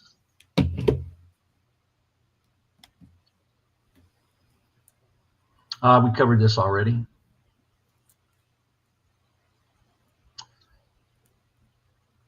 I think we can skip that one. Okay, this is good to review. I just recently looked this up, and you can see that Act Blue has been around for 20 years, and they've raised somewhere between 13 and 14 billion with a B dollars. WinRed is much newer. It's only been around 5 years, and they've raised between $1 and $2 billion. Unfortunately, and it saddens me to have to say this, that there is corruption on the right side of the center line as well as the left. Well, and I think that this is justifiably, we should all be very angry about this, that they are literally buying and selling our elections. The outcome of it, it's not for the people. It has nothing to do with our voice. There's so much money in this. I think it's hard for people to even fathom this. The donations that people make on an individual level do not matter. And I have been pretty much a person who's spoken out by keep your money. Do not donate to these political entities anymore. Put your time in, but stop all the donations, because until we get a handle on this, we need to stop all donations. Just the same way as I feel about taxes right now. If I were governor, I would be postponing or stopping the taxes until we get a handle on it, because most of them are illegal. I agree. And I wish there was a way that we could take what you just said, especially the core of it, because we talk about corruption, we talk about massive money laundering, but the real issue is that we have lost control of our government, and we're waking up to that fact. Yes. And I have no doubt in my mind that the United States of America was formed and succeeded because of our God, Jesus Christ. And, when the Pilgrims first came across in 1620, before they got to Plymouth, they stopped at Cape Cod. while they were at Cape Cod, they wrote the charter. I think they call it the Mayflower Compact. And in the Mayflower Compact, they dedicate their mission to the glory of God and the furtherment of Christianity. And I think that is the core of why our country has been so great and so unique in its form of self-governance. And the sad fact is, as you just said, we have lost that. And that is a sin. I agree. And I'm going to paraphrase that again. And when you said how to fix this, well, Donna Brandenburg is for governor, or as governor, would have gotten in there and paused all taxes until we got this mess figured out. And there's an elegant way to do that, quite honestly. But going back to that, everyone out there needs to stop giving donations to any of these political, the PACs. The PACs should be illegal. Any of the party stuff, it should be made illegal at this point in time, because there's so much money involved in it. I just tell people, keep your money, because they don't need it. The politicians and such have got unlimited funds that are coming from above, or other people who know how to play the game. And all they're doing is trying to impoverish Americans. So when it comes down to it, we won't be able to fight. And here's those numbers again, everybody. $13 billion, 13.7 from Act Blue, 1.4, and this is in 19 from Win Red. That number has gone up substantially, I would expect. I agree. And and once again, I have to say, I was not a great history student. I wish I was. If I had to do over again, I would have been much better. And I never took a course in political science. I'm an engineer and numbers geek. But that being said, it just seems logical to me that if we want to regain control of our government, and understanding it takes a certain amount of money to run elections or campaigns, I should say. But I just see no reason to allow money flowing into campaign coffers that is from anything other than a constituent in your state. If you're running for an office in Michigan, I don't think money should come from anywhere outside Michigan. And I don't think money should come from 501c4s, 501c3s, nonprofits, other PACs. And there's as you know, there's a plethora of other kinds of PACs out there, 527s, et cetera. I don't think any of that money should be allowed, because what happens? It takes control away from our government. And on a separate note, and I've written a whole article on this, or chapter on this, when you look at the money that's controlled by the Speaker of the House, Johnson, I have identified $257 million of money that has flown into the PACs that he controls to get congressmen reelected in U.S. Congress. And so when you donate your $100, maybe $1,000 to a congressman, are they going to pay attention to that? Are they going to pay attention to the huge numbers that flow into his reelection campaign? And I agree with that entirely. I think that's the basis of what's driving this whole mess. And I agree with that entirely. So when I say keep your money, your money as a person, as an American, is not going to matter, because they've got unlimited funds that they get from these PACs, from corporate donors, and all that sort of thing. So if you really support a candidate, you should put your time into it, because they need the hands-on. We can outperform them. We can't outspend them, but we can outperform them. And that's the only way we're going to win. And you know, if we were able to magically succeed in restricting all of these donations to campaigns, it would shrink the size of the campaign coffers to such a small amount that the efforts of citizens when they go knock on doors, and the efforts of independent journalists when they write articles that are seen by a small but select few, would have so much more impact. Yeah, we're competing against a beast system that is basically funded by an oligarch, economic based decision-making group of people, the global crime syndicate. That's what we're up against here. And they have unlimited money. The more money than most people can even get their arms around, that they have access to. It doesn't, I've listened to the conversations. They'll talk about having $1 billion here, $1 billion there. I'm not a billionaire. So for me, I'm sitting here going, are you out of your mind? This is insanity. But that's another part of waking up that people have to come to grips with and realize we're going to have to absolutely stop playing this game with them and do something different, or we're going to continue to get the exact same thing. Right now, the American people are under worse conditions than the dark, the Middle Ages, serfdom, the Dark Ages. The people that were serfs in the Dark Ages had more time, more money and such than what Americans have right now. The conditions were right now economically are worse. I couldn't agree with you more. I think we're above an 85% tax rate from what I calculate, and that doesn't even put in inflation. And it comes back to the money laundering in the campaigns, but it's not just the campaigns, it's through the government that they money launder out. But this is a huge part of it because we have no control of our elections with this system. Well, that's certainly true. So I digress, though. Can we take a look at the next slide? Sure. I love your stuff. I just got to tell you, I love your research. Thank you. These last several slides in here, I just did a basically copy and paste because I thought there was some interesting information in here. And I'm a firm believer in my research of going back to the source. So I've made some, you could call it negative statements toward the FEC. Let's see what the FEC itself says its own mission is. The FEC has a jurisdiction over financing campaigns for the U.S. House, Senate presidency, and the vice presidency. The FEC's mission is to protect the integrity of the federal campaign finance process by providing transparency and fairly enforcing and administering federal campaign finance. By my way of thinking, and from what I've seen, and I'm talking about after looking at hundreds, maybe thousands of spreadsheets, they've totally failed this mission. It's unconstitutional. Pardon me? It's unconstitutional.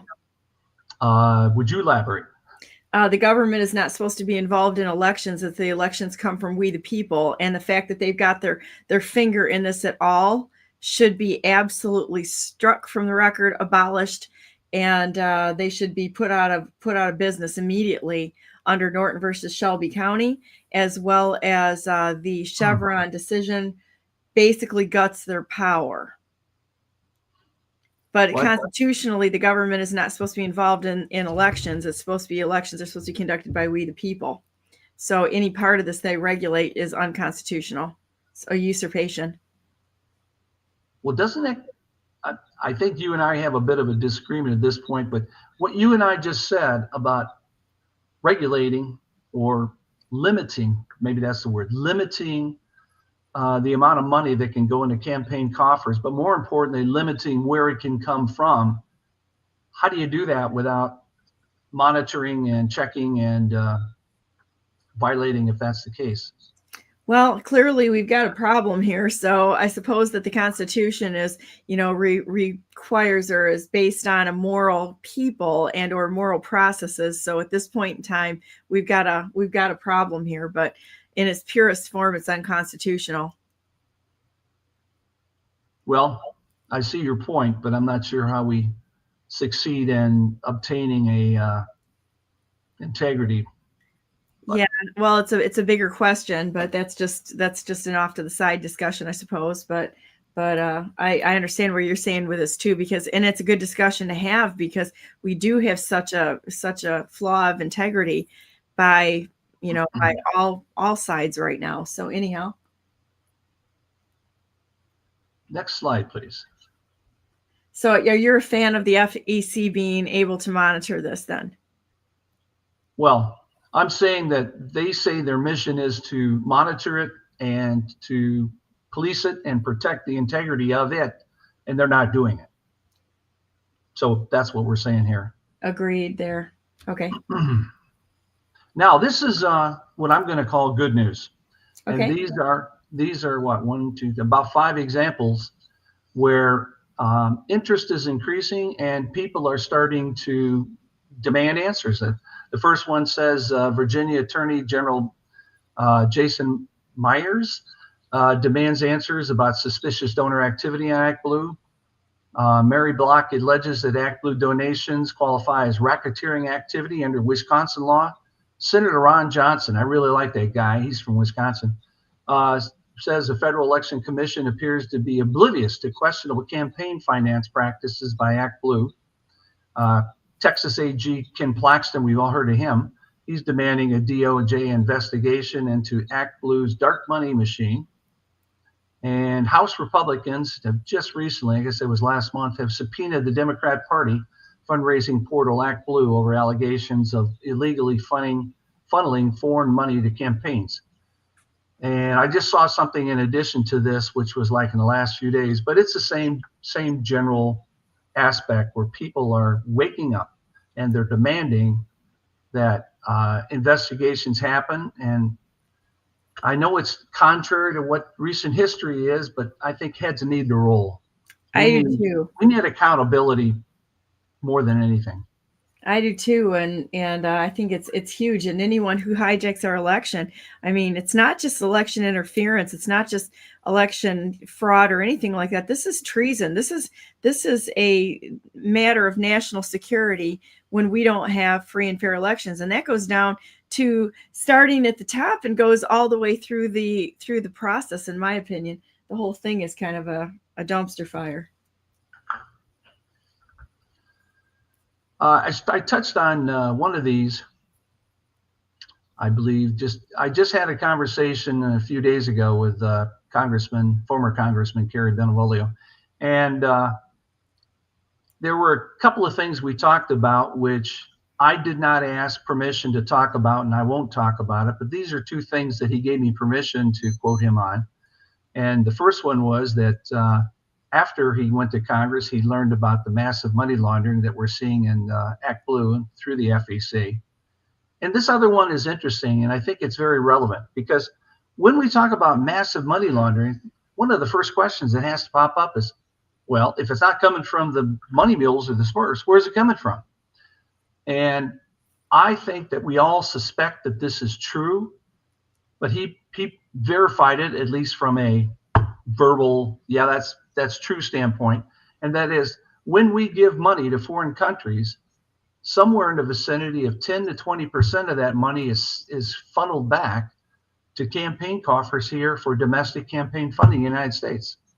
And I think we've read so many articles on how the Pentagon has lost billions, maybe trillions of dollars, can't account for this and that.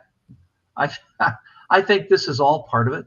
And I really think that one of the reasons we love Trump is because we know he's an honest guy.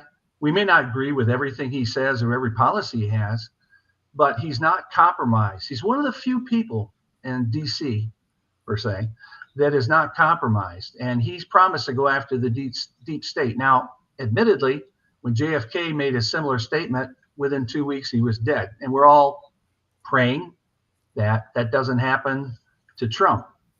But if we stand a chance at getting accountability and getting some of these deep, dark, long-term problems fixed, I think he's our guy. He's our best shot. Are you concerned about his health and safety? I know I am. Oh, yes, 100%. My wife and I make a habit of praying every meal, and we always include him in our prayers every time. He's done an amazing job for the United States of America, and I just hope and pray that he's okay. And that, have you noticed a lot of people have gotten crazier over time? Like they're so panicked about how things are right now that they go into crazyville very quickly. And I mean, they're not in control of themselves. You mean on both sides of the fence? Yes. Yeah. And all of a sudden the fighting starts, and there's no actual logical discourse. I don't mean, sometimes we can debate and we can have differences of opinion, and I get it. And sometimes those get a little heated, but the craziness that goes on because people can't control themselves, they go into an emotional reaction. And I think that's part of the programming that we've had, is to go into an emotional response when things don't go the way that we think they should go. And I think the only way you avoid that is by going to God and saying, okay, God, what's the reaction you want me to take in being the calm in the storm?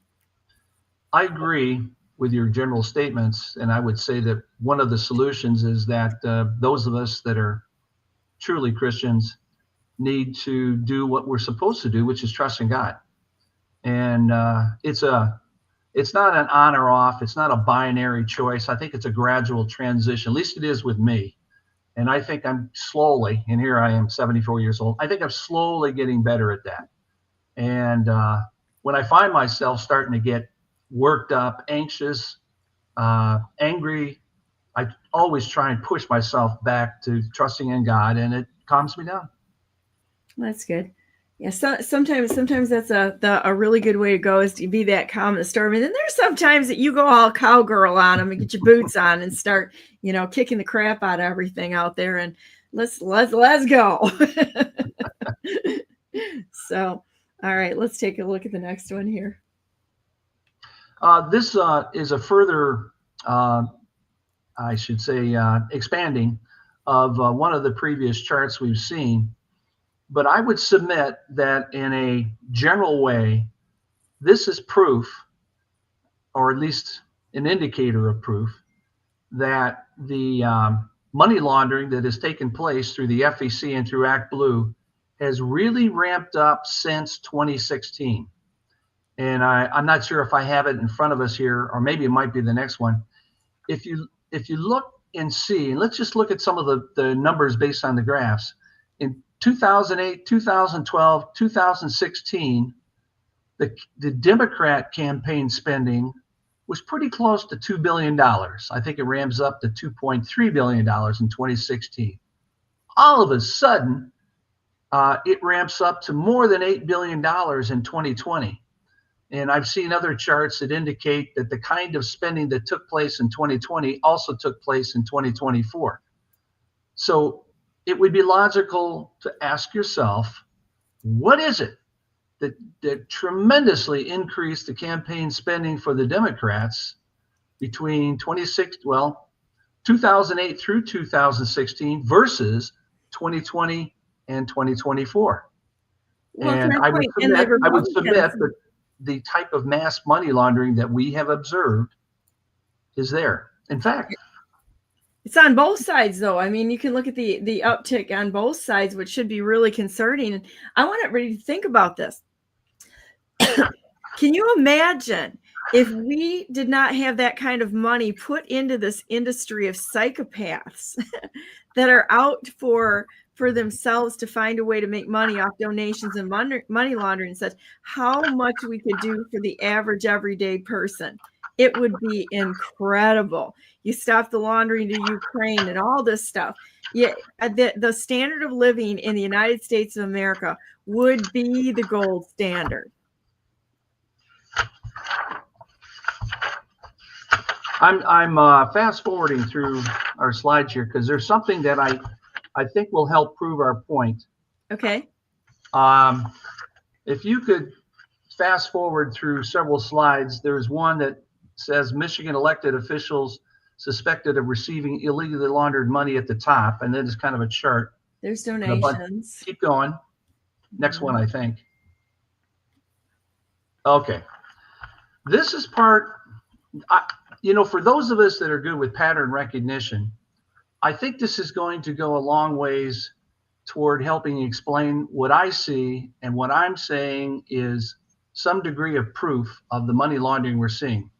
I've looked at these Smurfs that have given to people in Michigan. Now we're talking about people in the Michigan executive branch, as well as Congress, as well as U.S. senators. Now, the people in the Michigan executive branch, to get the information, you have to go to mi.gov. To get the data from Michigan congressmen and U.S. senators, you have to go to the fec.gov. But I think that it would be impossible for this to have accidentally happened. And one of the bigger donors here is Hannah Banks of Massachusetts. Do you see where she has given to Governor Whitmer and Benson and A.G. Nessel and Skolton? Yeah. And I'm having trouble seeing my own graph here. Engel, Slotkin. Yeah, keep going across. Stevens, Talib, And that's Talib right there. Then over here, Yeah. you've got And then we Peter. skip, by the way, Sri Thanador, every time I've looked at money in his coffers, it pretty much just comes, he's self-financed. Who's So that? that's why you don't see the X's under him. But Oh, then I'm you get the sorry. U.S. senators that are Democrats. This person gave to both. Now, if you take, let's just fast forward to the next page, because I think this is dramatic. Look at Hannah Banks of Massachusetts. Allegedly, and I use the word allegedly with big quotes, she has given $265,000 over the course of over 9,000 donations. But the average donation is less than $29. This is what I'm talking about. These are some of the bigger examples of corruption, of smurfing, if you will. It didn't happen, but this is what the FEC and Act Blue wants you to believe. But they also don't think that there's anybody nerdy enough like me to go through thousands of spreadsheets to find it. Oh, they underestimate the weaponized autism, quite honestly. Pardon me? They underestimate weaponized autism. People who will get, it's a term of endearment. It's like you who get in and we'll study until we get the last evidence, shred of evidence on any subject that we're working on. It took a lot of digging to come up with this data. I can't even imagine. That being said, these are 23 Smurfs. And as you can just look at the humongous numbers of the dollars and the number of donations, look at the totals. You just know that this never happened. Right. Look at the totals. Make believe, This is so fake. Look at this in Betty Fielder of Rhode Island, $285,000 of 35,000 donations at $8.06 a donation. Oh, I'm sure she's sitting there just tapping the donation like crazy to get up to that number of 35,000 donations. I'm so sure that's happening. Sometimes when you look at these numbers and you look over the span of time in which they allegedly gave this money, it's like they sat there and made 35 donations a day. It's ridiculous. And it kind of amazes me that it's taken us 20 years, 20 years of Act Blue and the FEC allowing this to take place before it's coming to light in a serious manner. They have to be in on it together. I mean, there's no way that if they didn't know it, if the FEC didn't know it, then they are absolutely a failure. Anybody that fails this badly should be fired, right? And if they did know about it, or if people within there were getting kickbacks, which I hate to say it, I'm very suspicious, because you would really have to turn a very, very intentional blind eye to allow this kind of thing to go past. And they had the information. Well, that's precisely why I say, in all seriousness, that the FEC is complicit. Yes. Well, when you break the law, it's not an excuse. If you broke the law and they're allowing this stuff, the identity theft to happen, and it doesn't take, it's right there, and they had the information. They're complicit, or they're at least guilty. Now, if you could back up a slide or two. Sure. This data relates to this page right here. Okay. Where we're talking about the percent of out-of-state donations. Once again, I'm making assumptions, and my assumption is that the fake donations, the Smurf money, the money mules, directly relates to the out-of-state money that you show when you analyze the data that way. And there's Rashida Tlaib at 93% of all the money in her campaign coffers, in this case for 2022, was out of state. And you see the Democrats are much higher than the Republicans, but some of the Republicans are poking their percentages up there. I've met the guy and I like the guy. When you look at John James, it's hard not to be fair and show that he's got a high percentage of out-of-state money. And in the report, and this is one of my chapters in my work, I show, I think it was three specific Smurfs that I can point to that, were giving what I'm going to call fake money. or real money, but from fake sources to John James. So it does exist on both sides of the fence, but to a much greater degree on the Democrat side of the fence. And probably, to be fair, one of the reasons is going to be is that Act Blue's been doing this for 20 years, but Win Red's only been doing it for 5. I'd like to see the 24 results on this. This would be really interesting. That's a commitment. Yeah. That's a commitment. But I guess as a reporter, I have an obligation to the truth. I have an obligation to integrity. And in my own heart and mind, it would be wrong to report on the massive fraud on the Democrat side without mentioning that some of that does exist on the Republican side. Well, and that's real journalism. It's free and it's balanced, and you present the information out there so that, I can tell you, it's like I'm friends with a lot of different people out there, but that doesn't mean that I'm not going to call them out when they do something wrong, because to your point, our allegiance is to God Almighty. And, you give people a chance to do the right thing and to turn things around. You give them a chance, but if they refuse to turn around and they continue to do the unlawful and or unethical things, you can't cut them any slack, even if they're friends. They've got to get on the right side. People have to be on the right side, or they are against this nation and they are against God. And I don't care what title they hold or who they are. We need to be working together to do the best thing for the United States and for the world that God made. I mean, this is his world, his sandbox. Well, I agree 100%. And I would be the first to admit that it seems to me that I have lost quite a few friends in the political sector. And I'm not going to go out and dirty up their names or anything like that. But when you find somebody who doesn't always pursue what you consider to be integrity, fairness, justice, I think you naturally kind of back away from increasing that friendship. Am I saying that correctly? Yeah, you're cutting people a little bit of slack because it's on political differences. And I think that's the way we should be, is be able to honor each other with having a difference of opinion of things, being able to sit down and talk about them and resolve those as a family would, really, as a family. But when it comes to the law, that's a hard and fast line. That's the difference between a country that's based on laws or based on men, and the United States is based on laws, not on men. It's not supposed to be a political, it's not supposed to be a popularity contest. It's supposed to stay within the law and vote in the people who have the best chance of getting that done, because that will stay within the law and constrain. It's a constraint of the government. I agree. Yeah. Well, I think that's pretty much all I've got, but if you would allow me to put in a brief plug, absolutely. I would encourage people to go to my website. Here, let me pull it up. I'll make it easy for you. How's that? Okay.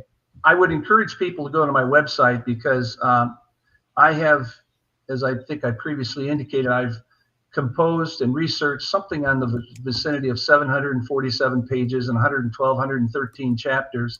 I've basically donated much of my free time in the last 3 or 4 years in putting this volume of work together regarding Michigan's corruption. By the way, there's an S in the middle.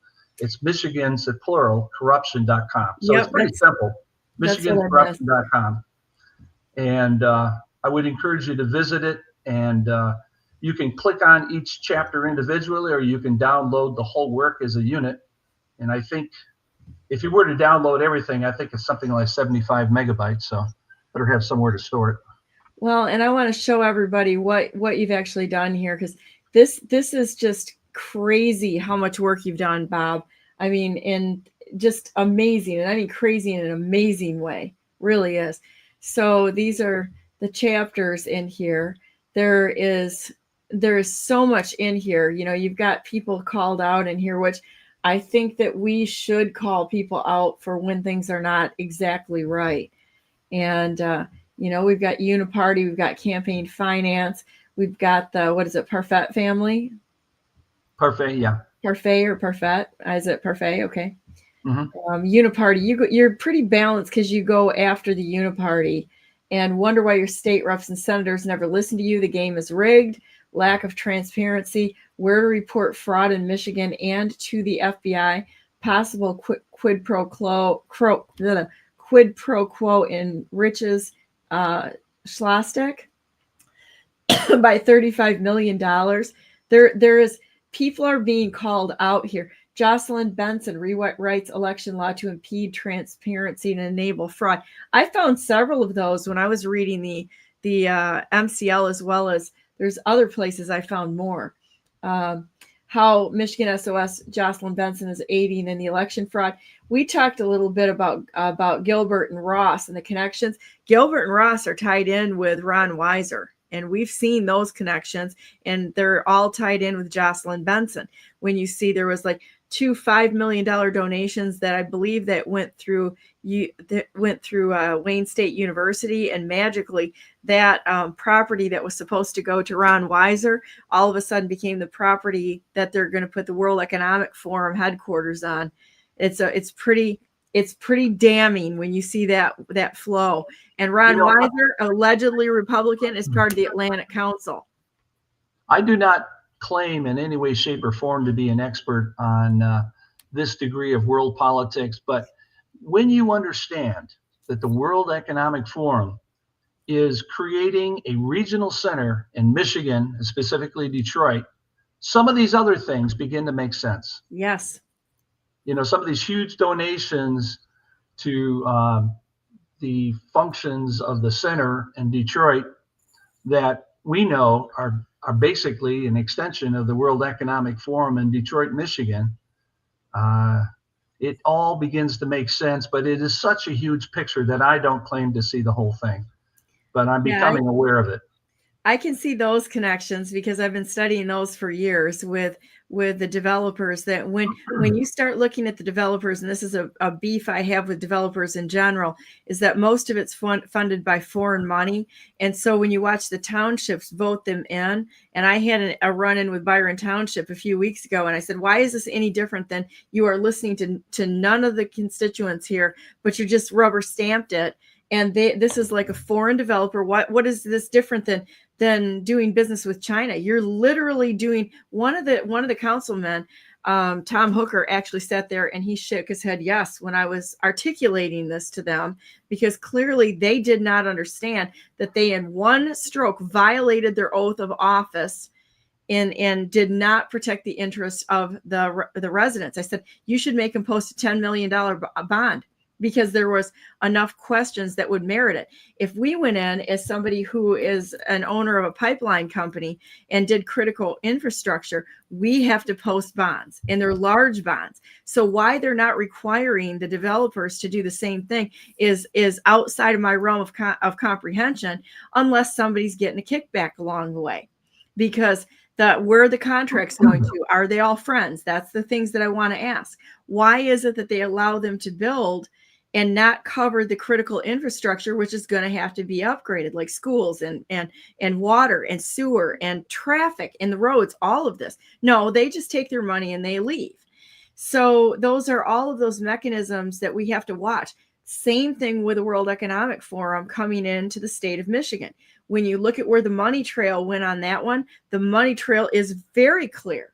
It's 2 $5 million donations that went through Wayne State University, was supposed to go to Ron Weiser for to a building in his name and such. And all of a sudden he steps down and the World Economic Forum gets that land. And it passed through the hands of Whitmer, Nessel, and Benson. Benson was a key player here. And when you see what Benson's been involved in, she's got the Lantern Award from the Kennedy Foundation. They're pointing out exactly who was involved. You sometimes, just like Robert Kennedy said, he said, hang a lantern on your problem. That's exactly what they did. So when we look at those, you can see exactly who is involved with what, how they're doing it. And following the money is actually, it's like both you and I are nerds. Okay. So, I mean, we both have different knowledge, different direction, but I mean, your chapter here, which I need to go through, which I'm going to go through it. And it's this one right here. You got the DeVos was in it to win, but didn't. That's got to be probably the Tudor Dixon part right there. But also you've got the donations of the DeVos and the Weiser families. If you have not looked at this stuff, guys, you're going to have a real education on how we've got about 22 oligarch families in the state of Michigan that you can look up, and I can give you the names of them, but how they're literally buying the elections in the state of Michigan. And that's the problem. That's the base problem we have, is we've lost faith in our government because they're not doing our bidding, what we want. And the reason they're not doing is because of all of this massive money that's flowing in. And it seems logical to understand that the reason the money is so important is because we have, one of the reasons, and we haven't touched on this, is we have a full-time legislature. Well, most states do not have a full-time legislature. I would submit that if you have a part-time legislature, you have responsible, successful adults that have gotten themselves to such a financial point and secure point in their living that they don't have to receive a medium to large size salary in order to support their family. Well, if they're not relying upon the state of Michigan, in this case, to support their family, they can make decisions without being unduly influenced by whether or not the oligarchs are going to fund them their re-election campaign. Yeah, here you go. You've got your builders and contractors. There's your developer link right there. And then you can go up here farther, Eastbrook Homes developer. And yeah, these are things that we look at that I look at very carefully because I'm looking for those patterns too. Right. Interesting. We haven't touched on this, but if you take a hard look, honest look at what's happened since Michigan became a full-time legislature, we have steadily lost population as a function of the size of the United States. In 1960, we had 19 congressional districts. We currently have 13 congressional districts. In 1963, I believe it was, we got a new constitution that gave us a full-time legislature. And that population, relative to the size of the United States, has gone steadily down ever since, and it appears to be continuing, if not increasing, in the loss. You know what? That constitution should also be struck from the record too, because it was unlawfully installed. They didn't have the vote. So as per the Constitution, they didn't have the number of votes to actually make a change to that, but they installed it anyway.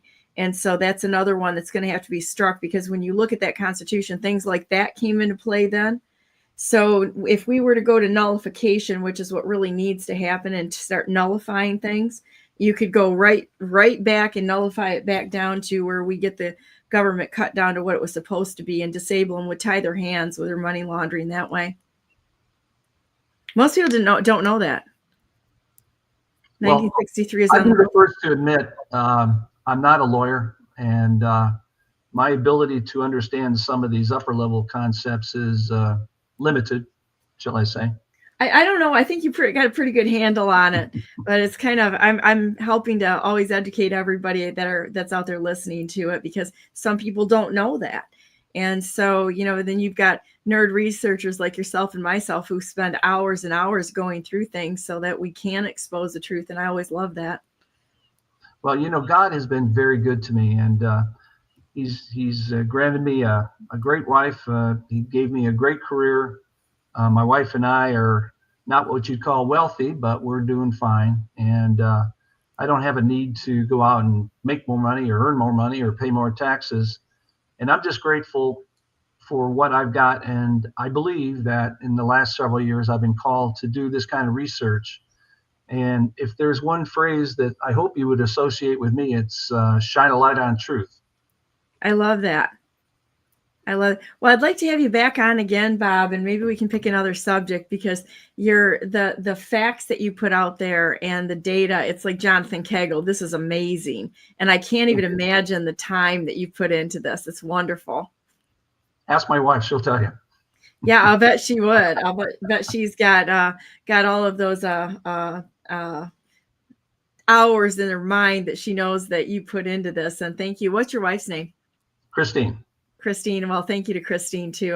I'll tell you if that's it's always a family. You know, when we look at people that have gotten involved in the political process, it's amazing how much sacrifice people put in, and it's not just them, it's their families that stand with people, stand behind them, and enable them to do the work that's getting done. And so thank you to Christine and all the families out there. That's wonderful. Thank you, and God bless you for what you do. Yeah, and thank you. You're certainly going a long way to shining a light on truth with this network you have. Well, thank you. And I'm a little ornery about it. You know, I really am. I'm like totally, if you could say what thing, I'm totally sick of this, you know, as a CEO and somebody who wouldn't put up with this kind of nonsense.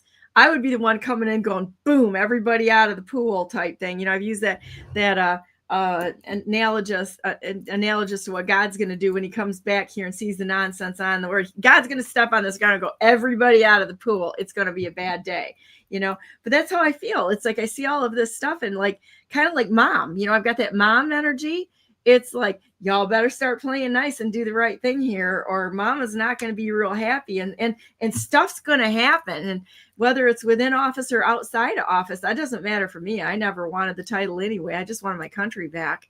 So, but we, the people, have all the power. We just have to continue to fight and wield that power. And, you know, that's my commitment too. It's like, I work for free here on this and interview people. And I give up probably at least 6-7, minimally, I give up probably 6 to 7 hours every single day.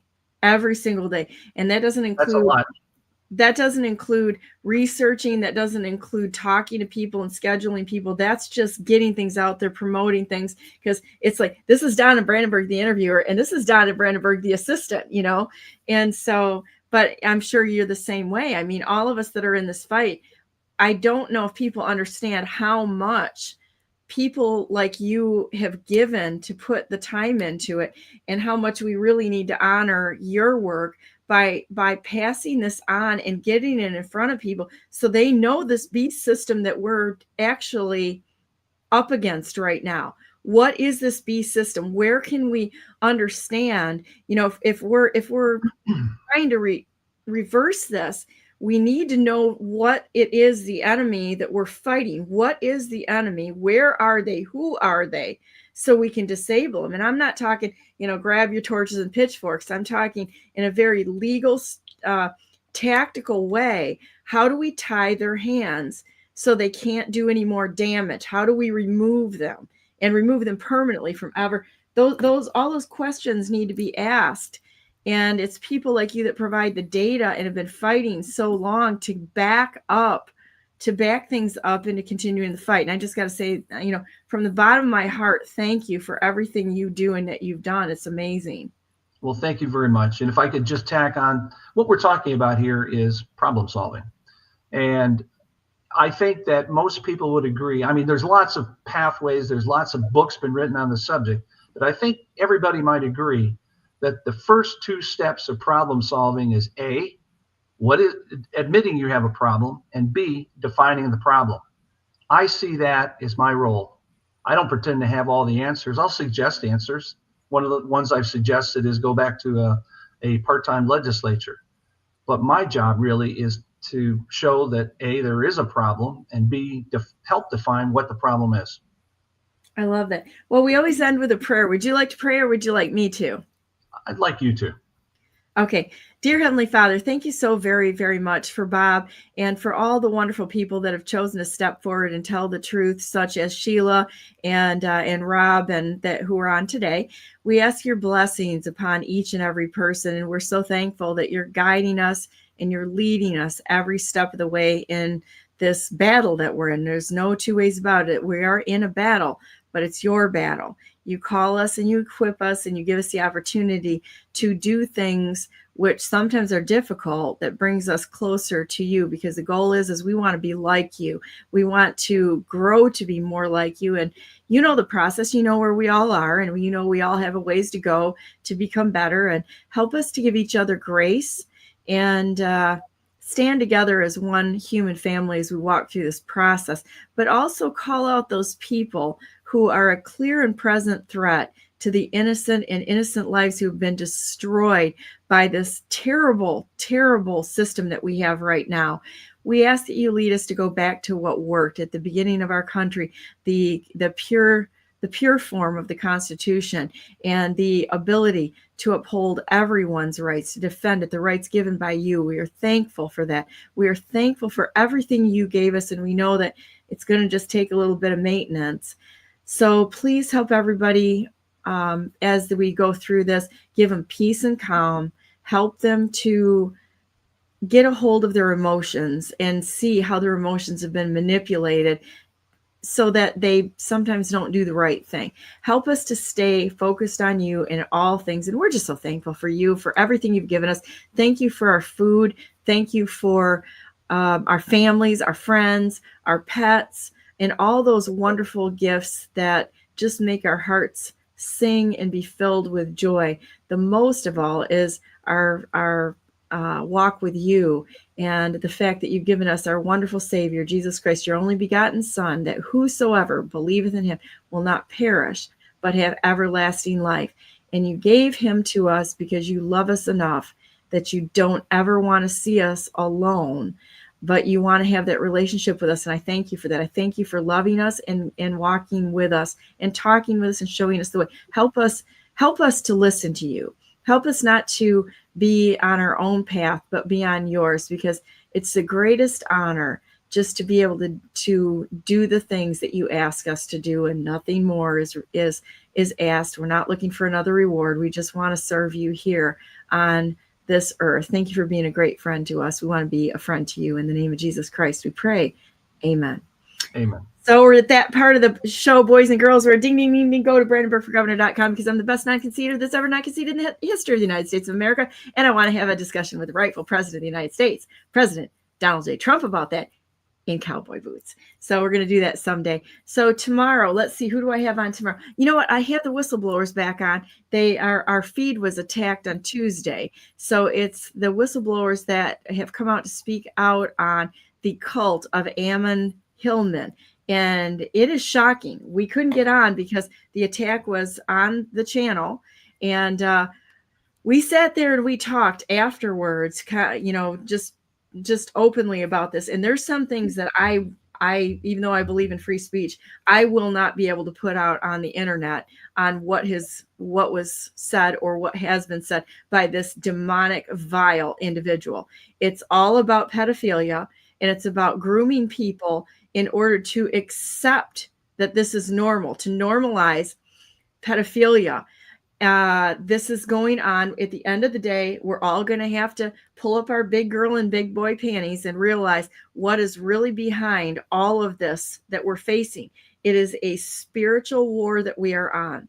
For some reason, the children are the goal of what's running behind the scenes. The United States of America pays more for children than any country on the planet, and the largest human trafficking organization, bar none, is CPS. So with that said, we're gonna look at the stated goals of this cult, which is part of it. It's not all of it.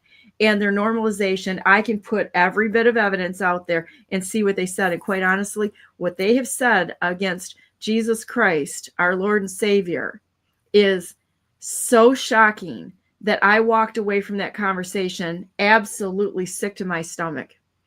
So some of this is going to be on tomorrow's show. I'm not going to show every bit of it because I'm not going to give these psychopath child traffickers a venue to spew their vile, misleading message. It is horrifying, absolutely horrifying. So with that said, we love you all. Remember, God's in control. He's allowing these things to happen. He's allowing this he knows what's going on. It's not like he's in the dark. No more than, President Trump's not in the dark either. There's a plan here. And so we just have to remember to continue to walk and do the right thing, even if nobody else does. We're supposed to do the right thing. And with that said, God bless you all. God bless everyone that you love, and God bless America. Choose to do the right thing. And if you don't have a good example, be one. If you see something wrong, don't fail to speak up. If you see something, you have to say something and esteem God's approval of you more than men's and more than the people around you. You have to do the right thing, because the only one that has the ability to take you to task for it is God. We're here to stand for God, and that's it. Whatever he tells us to do, he the boss, and we're gonna follow what he wants done. Stay on the line, Bob. We're gonna end, and then hopefully I'll see you guys all tomorrow. It should be a really interesting show. Have a great day, and be a force of good in this world.